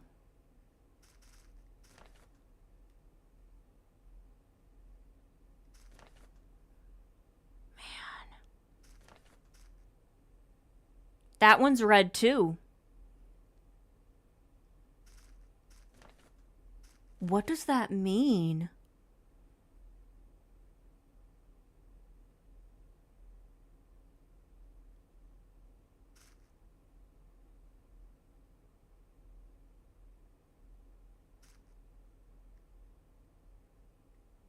Oops. Let me see if it will change over to green if I do the other one.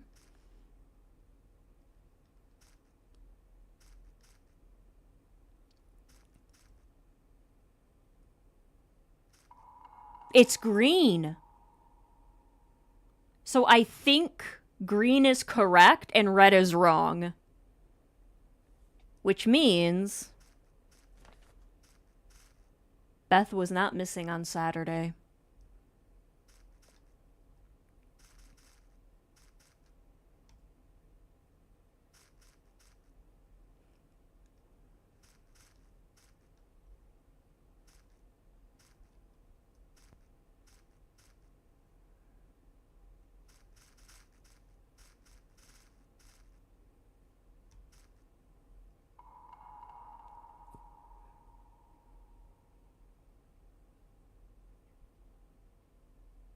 But I have to choose someone. I have to choose someone to get punished. And I know we are missing townies. I never met Mark. Never. And at this point, I'm like, am I supposed to meet him? Like, I would assume. But we have to get more information with Bess.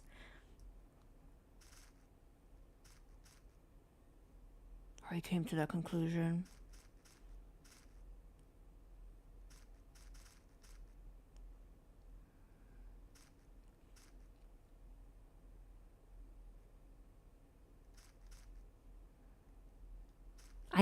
There's so much I don't know. Like, I don't even know who to blame.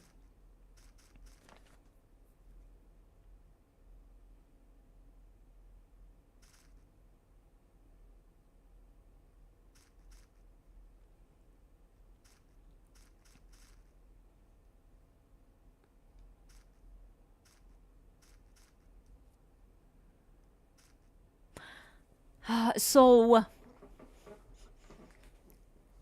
here's the thing. We are missing Mark. Honestly, does this not look like 2 more townies could fit here? Does that not look like 2 townies can fit there?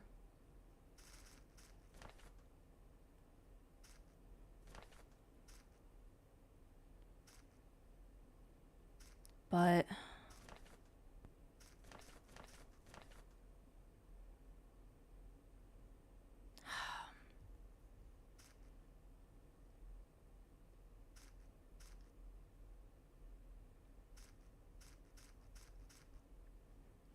I have like no information.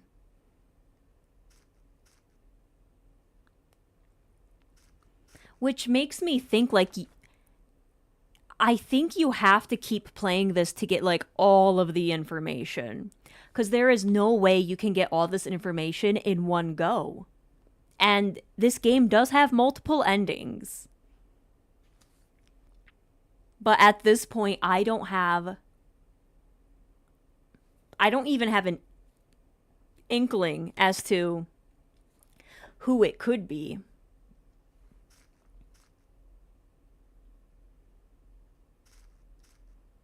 I don't even have anything against the Smokes. There's just so much information I am missing. Oh, shit. I got nothing on him.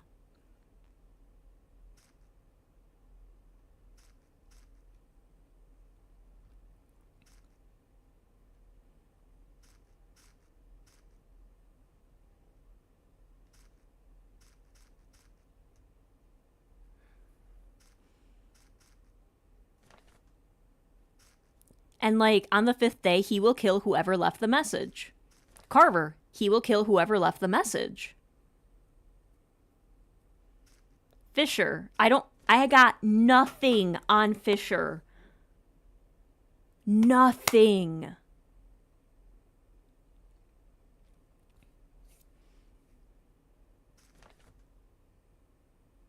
There has to be more things I can get on Carver here.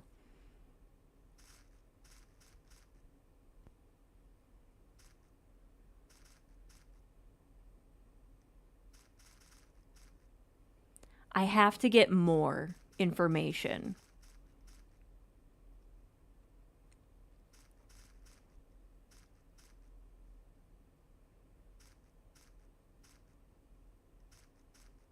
I just... Oh, man. Even with like an almost full thing of clues, I still can't fill it out.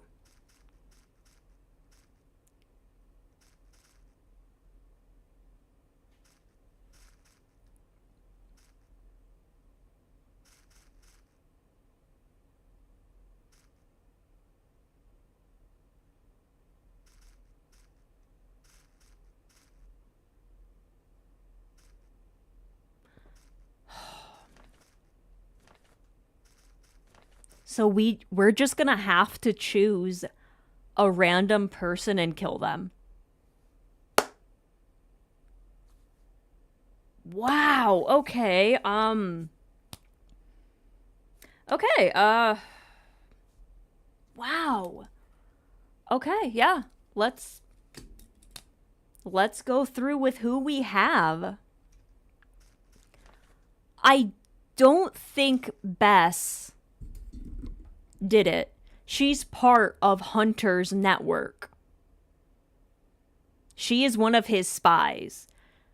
And she said, "Oh, this is a sign. This is a message." I don't think it's her.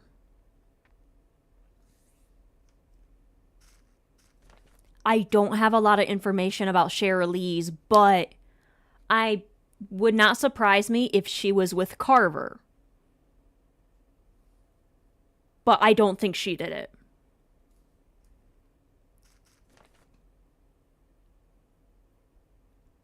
He might get hurt by whoever left the message. Wait. That's different. He might get hurt by whoever left the message. Doc is not the violent type, and someone else has the gun.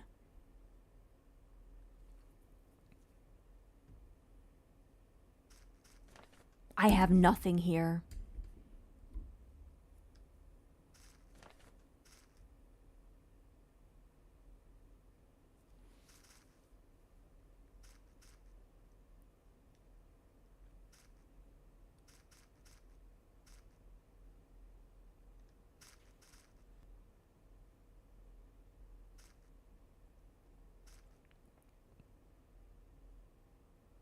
I have nothing on red. But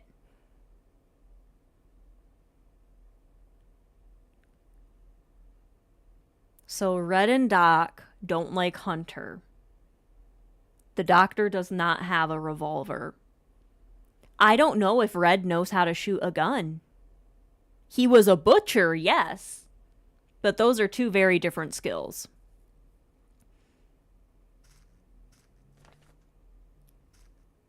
It's not the twins. They will get hurt by whoever left the message.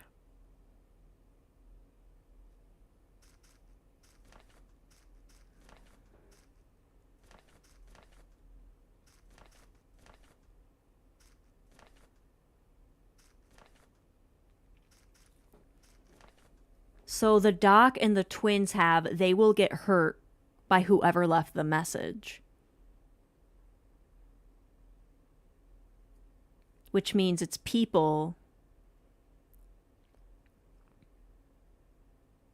who don't like them. People who don't like them. Big one is Hunter. But Hunter wouldn't leave that message.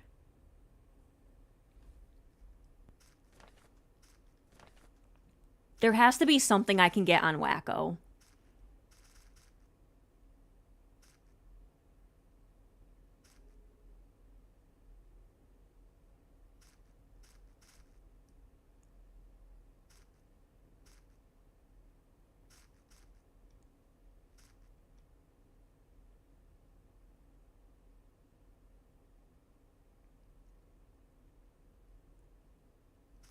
I don't think he would. No, that's incorrect.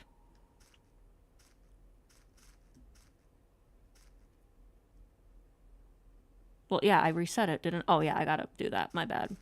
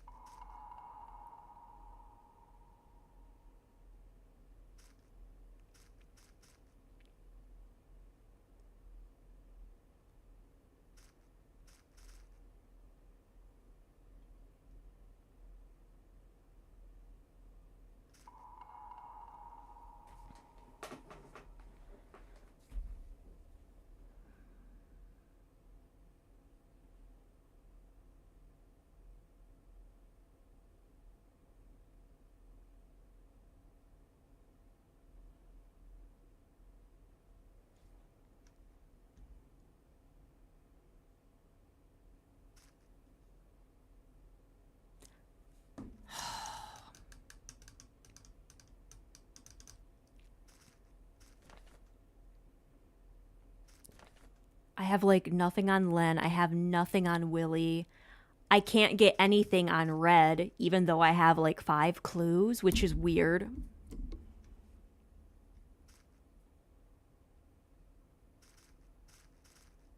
There has to be something I can at least get one thing on him.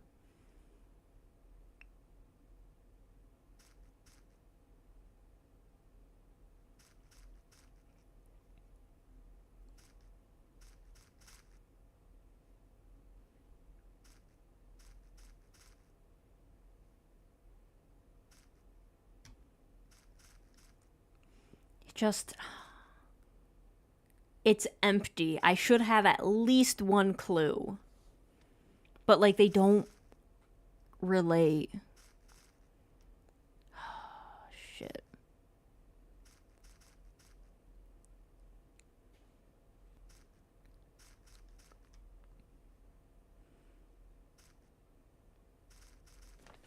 He might get hurt by whoever left the message. They will get hurt by whoever left the message. There is a might and there is a will.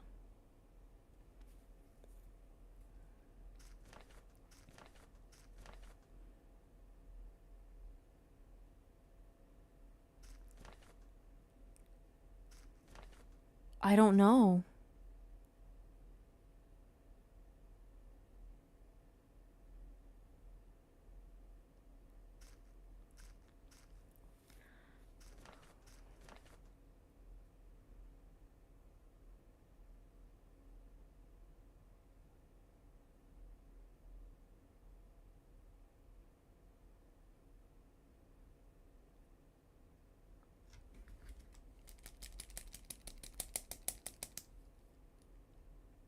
I don't know.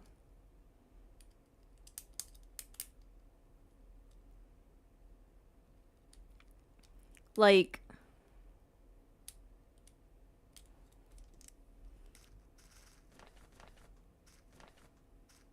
got nothing on the smokes.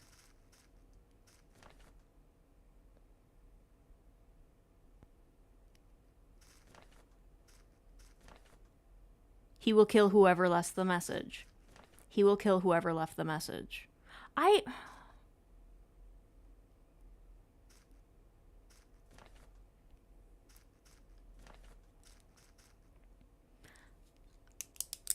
Yeah, we're gonna have to probably send an innocent person to their death. So let's try our best. Let's see what we have to do.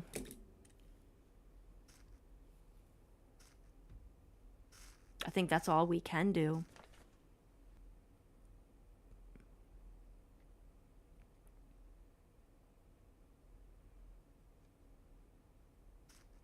And like, I did not get a lot of to-do lists.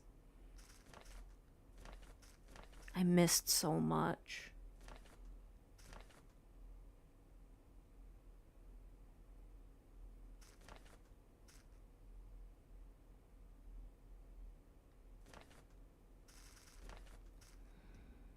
Okay. We're gonna have to call it. I couldn't sleep after I set my journal down. The week filled my mind like water, drowning me in information, in thoughts, in flashes of conversation, and turns of phrases. And below that, like a gigantic whale moving beneath the surface of the water, despair. A despair bad enough I wanted to pray, just to have someone listen. Like maybe, somehow, if someone heard me, they could relieve me. I felt it in my gut. Tomorrow, someone was going to die. Exhaustion won out in the end. One moment I was swimming in despair, then the next, blackness.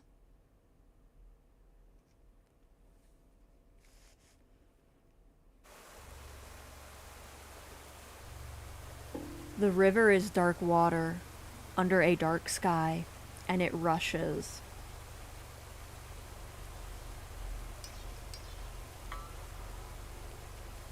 Nothing is here, except me.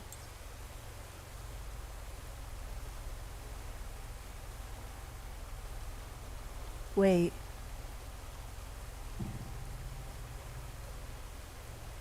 Something is coming. That's us.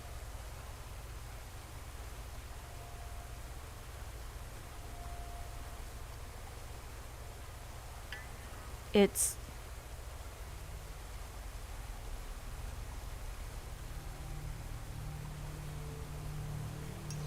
me.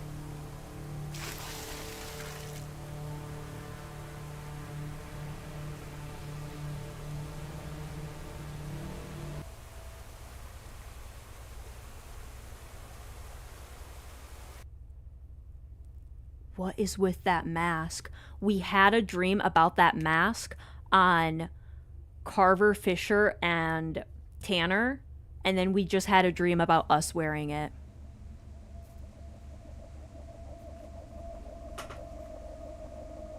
What is that mask?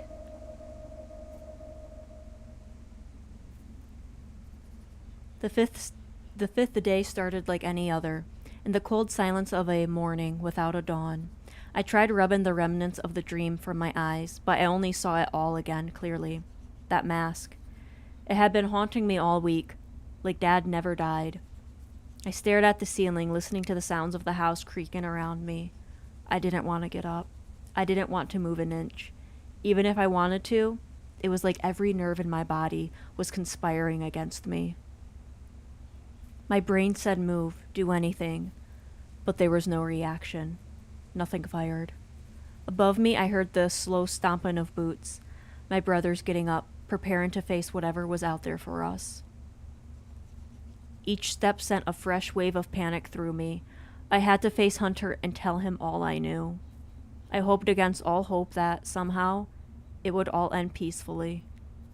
My body knew that wasn't the case. It's why I couldn't move.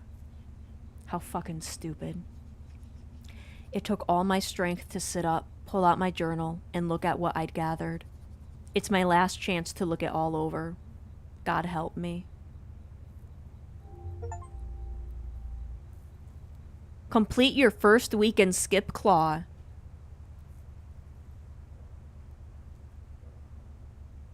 I wonder if that's an ending.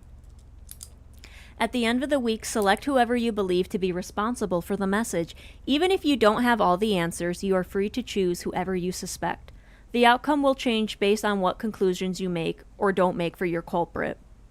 You can only accuse one person, so be prepared to deal with the consequences.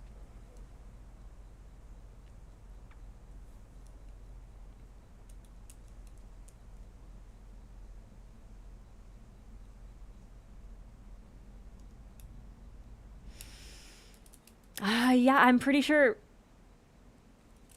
Fuck. Okay.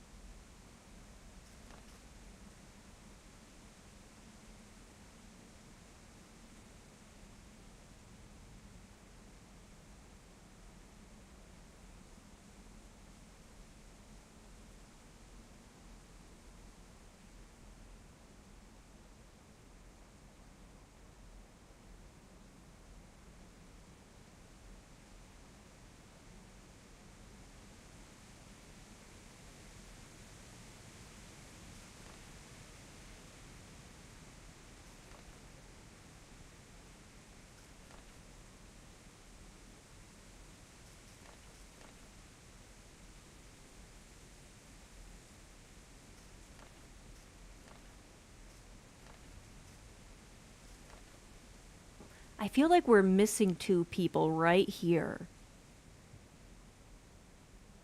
Who left the message in the church? And this is like Phoenix Wright. I have to like defend it.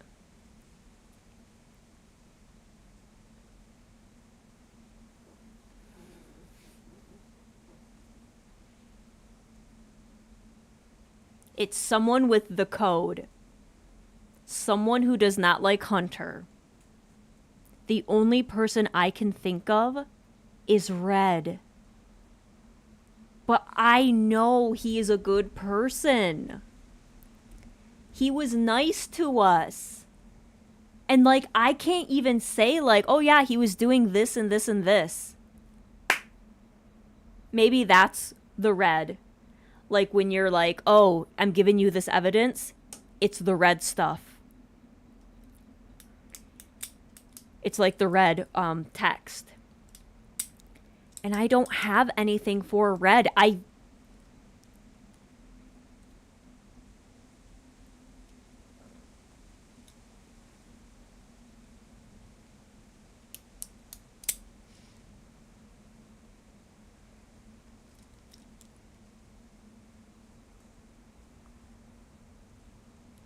Also, maybe there isn't two people. Because I've never talked to Cheryl.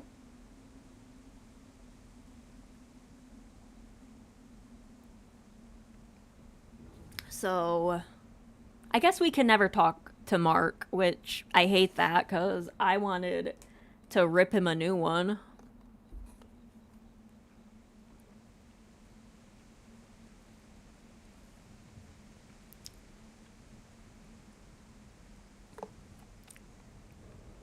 Funny how Hunter's not on this list.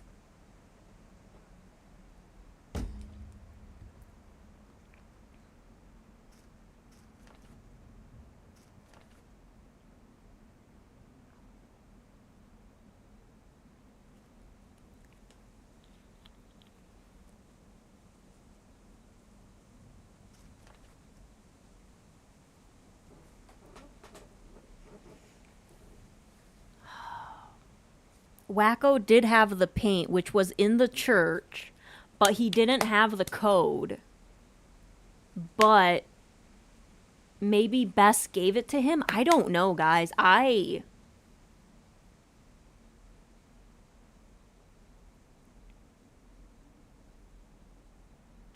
don't know what to do. I don't have the information.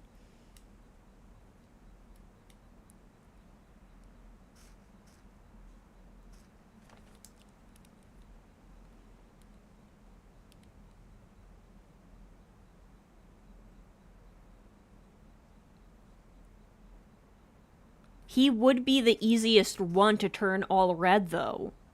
He's a loner. He doesn't, so that means he doesn't have an alibi. He has the paint that was in the church. He is saying all the crazy stuff.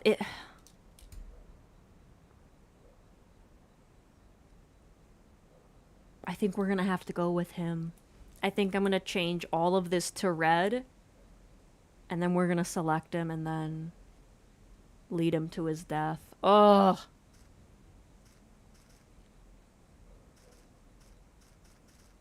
Oh, I can't do anything. Oops. Okay. So I think I messed up. But let's go with it. I feel so bad! But I feel like you do need multiple. You have to do multiple playthroughs to get all of the information. You can't learn it in one playthrough. With all I had, I went to Hunter. It was like wading through water, getting up, walking through the house to the kitchen. It was like the edges of my life were blurred. He sat there, silent at the table. The creak of my chair was louder than thunder as I sat down on the opposite side.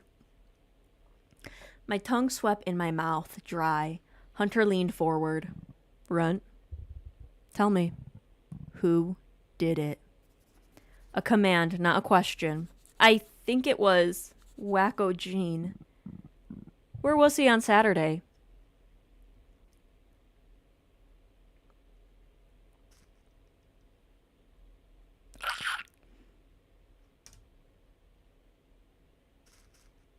I ain't sure, but nobody seems to care about where he is or where he goes.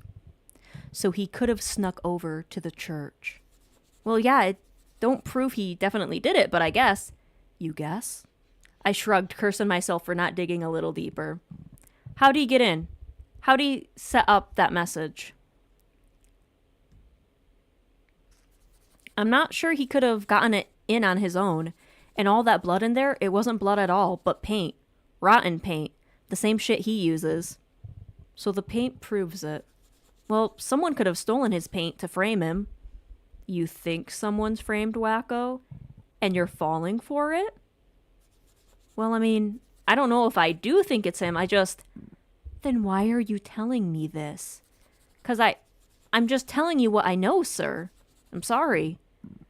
Why'd he do it?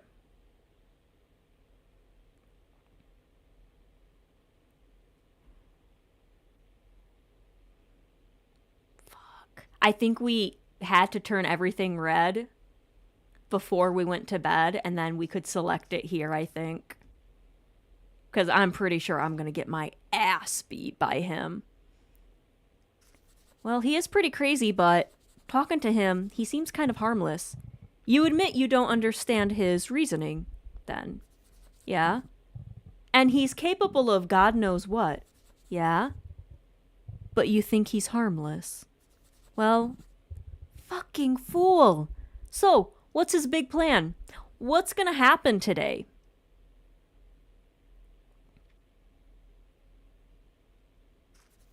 It's anybody's guess.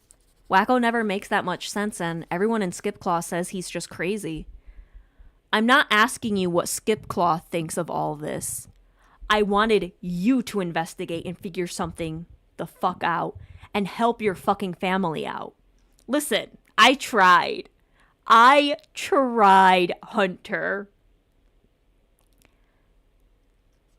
I lowered my head, cowering. I tried, really. I couldn't pin anyone.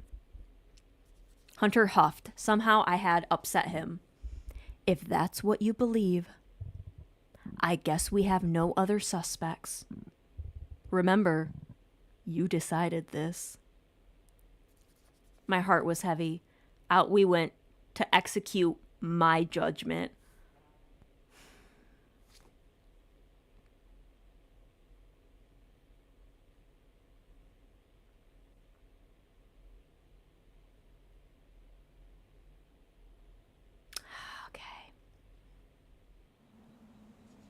I went outside with Hunter to where all my brothers had gathered, waiting for Hunter's word. Wacko Gene. Fisher looked away, clearly not happy with the decision. Carver noticed it, and I could hear the grin in his voice as he spoke. Huh, figured as much. Fucking nut job. Looks like we're heading off to do Skipclaw public service. Central Patrol's gonna be real quiet after tonight. Those are some weird teeth on the mask. On Hunter's? Yeah, that's a bear. He just skinned it and then put it on. Let's make it quick. Get a move on, all of you. Tanner and Carver were quick to move. Fisher, not so much. Aw, Fisher, what's wrong? Don't want to say goodbye to your friend? Fuck off. Leave him alone, Carver. You and Tanner are enough muscle. Let's get going. I don't want to waste all day on this shit. Runt, you too. I slunk behind my brothers as we made our way to Wacko Gene.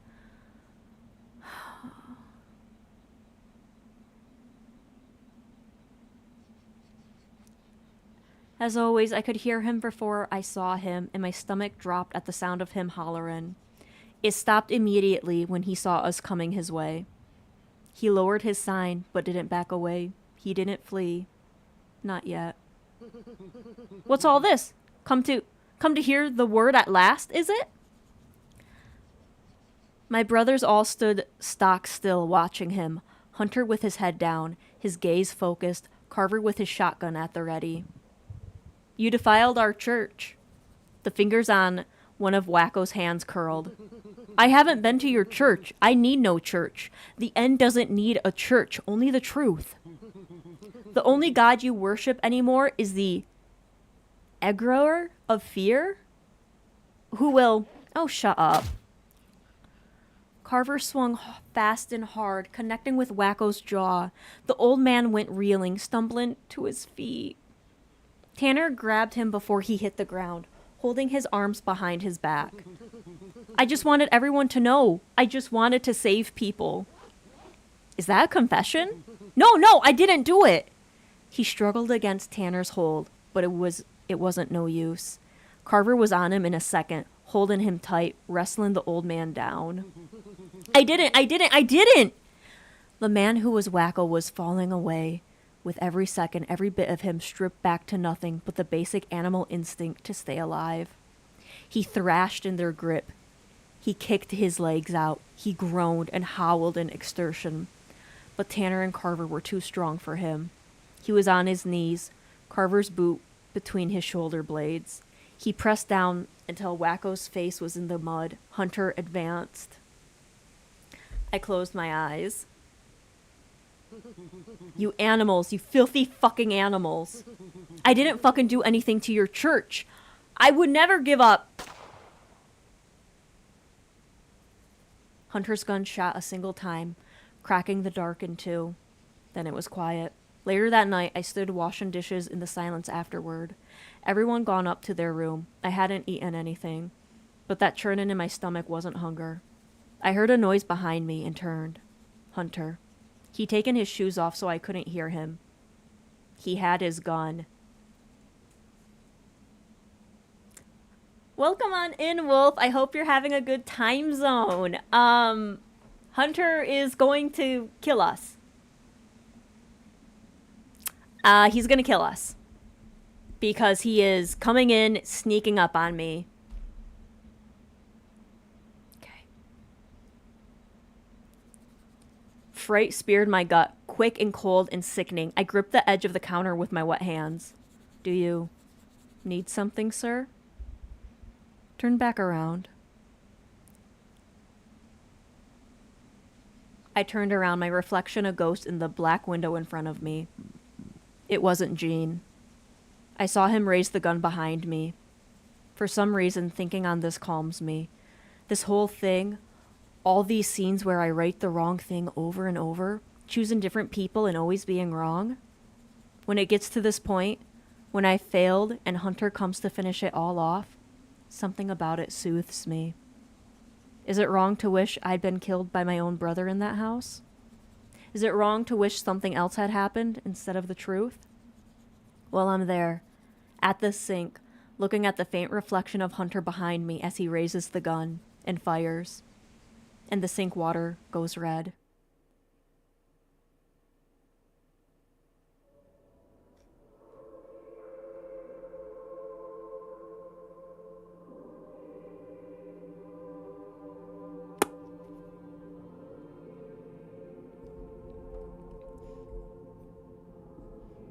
So, like, first off, if he knew it wasn't Gene, why didn't you do something, sir? Ugh.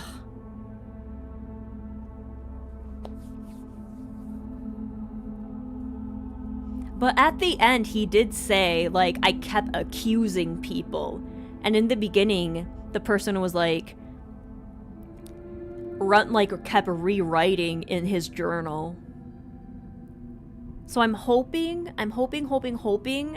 all of the information we got in this run we can use for the other run.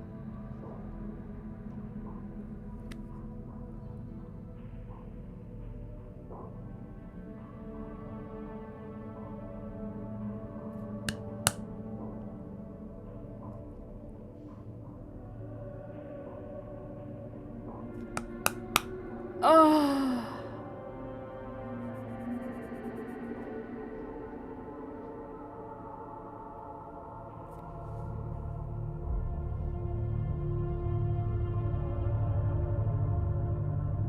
There was something on the front, the beginning, that was locked. I want to see what it is.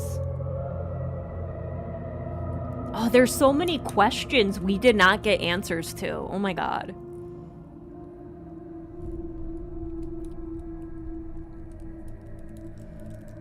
Oh my god. Is it gonna restart? Yep, it is.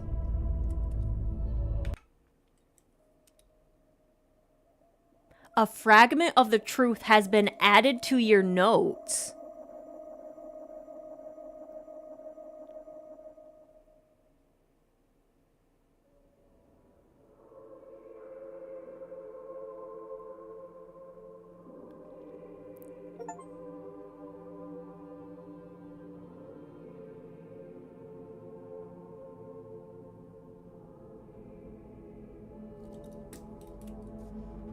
Based on the choices you made, you have sent Runt on the path to becoming not a man, just a dog.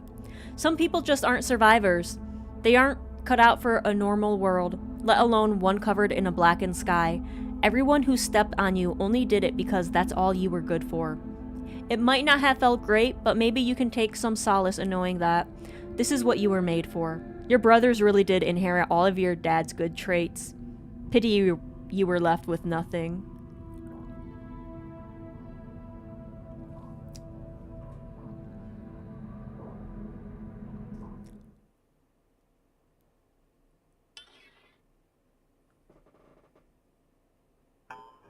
As interesting as the story was, I couldn't help but feel like there were pieces missing, and truths being left untold. As detailed as the writing was, it still left me puzzled. What actually had happened? His accusation of that townie wasn't right, but was it even remotely close? His relationships with his brothers might need a closer inspection. Or maybe focusing on the mystery of the smokes and twisters would lead more clues. I was glad I started taking notes on what I'd read. At first, it felt silly. Like, how complicated could this be? But now, after seeing how tangled everything was, I'm glad I made space for it in my notebook. Let me look all this over.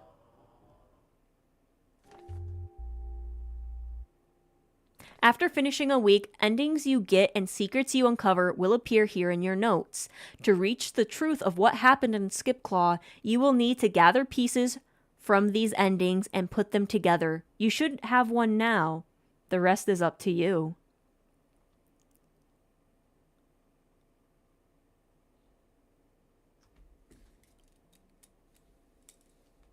So I have to... Okay. Remember, these are your notes.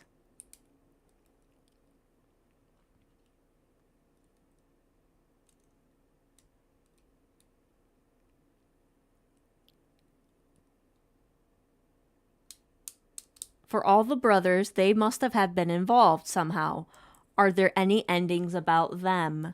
The creatures, is there something in what's written in here about them that could help? There's 2 hearts, which there are 2 people who have hearts, which is Red and Cherilise. But what are the stars?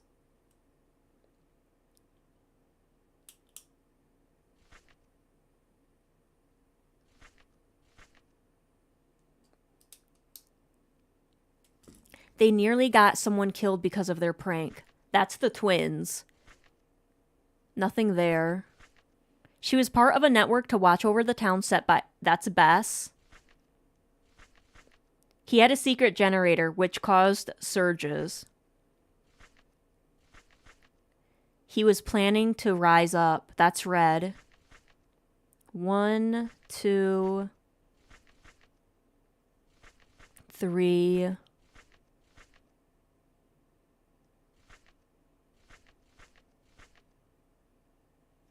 So Doc's not there. Some of the townies are not here.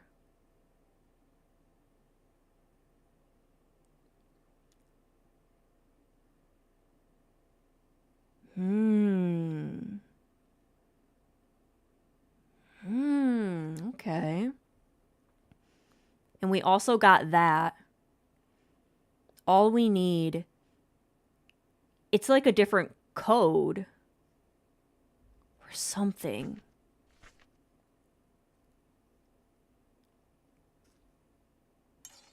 Maybe I can flip back a few pages, go back a few days. I would have to reset myself. It's not like everything written down here actually happened. Yeah, let me find a good place to start.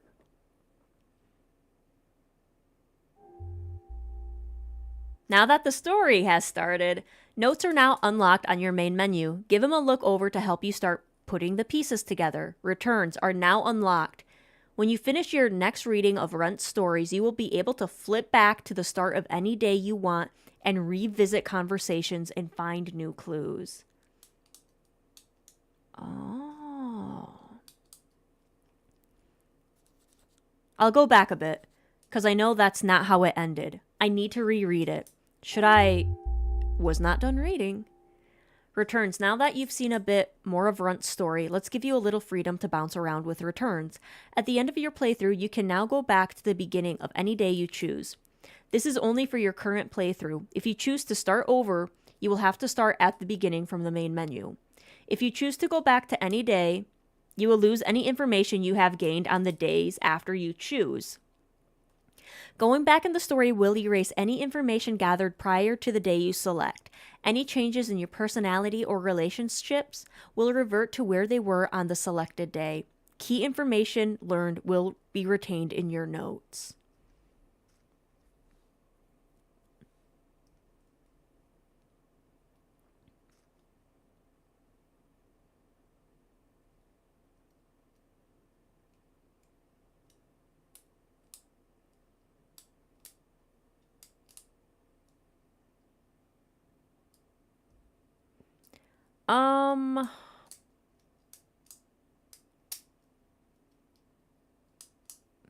I kind of want to go all the way back to Monday. But then everything else will change. But...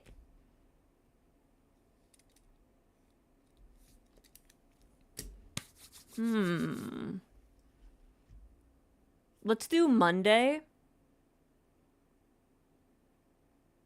See what we can do.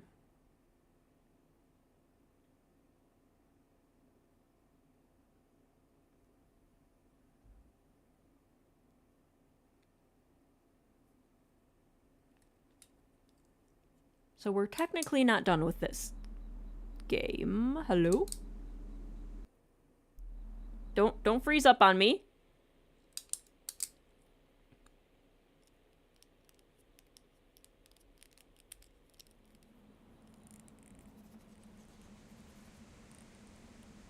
So yeah, this is like the way beginning, but... Alright. So... I think we're gonna end it here. It's almost 4 hours. We got one ending, but...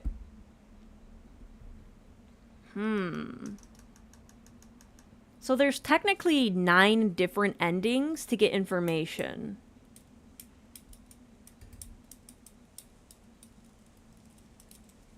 Interesting. But yeah, we're gonna end it there. Thank you guys so much for watching. Man. And the thing is, all of those endings, they're not going to be the truth. That's the crazy thing. So, I'm gonna have to, like...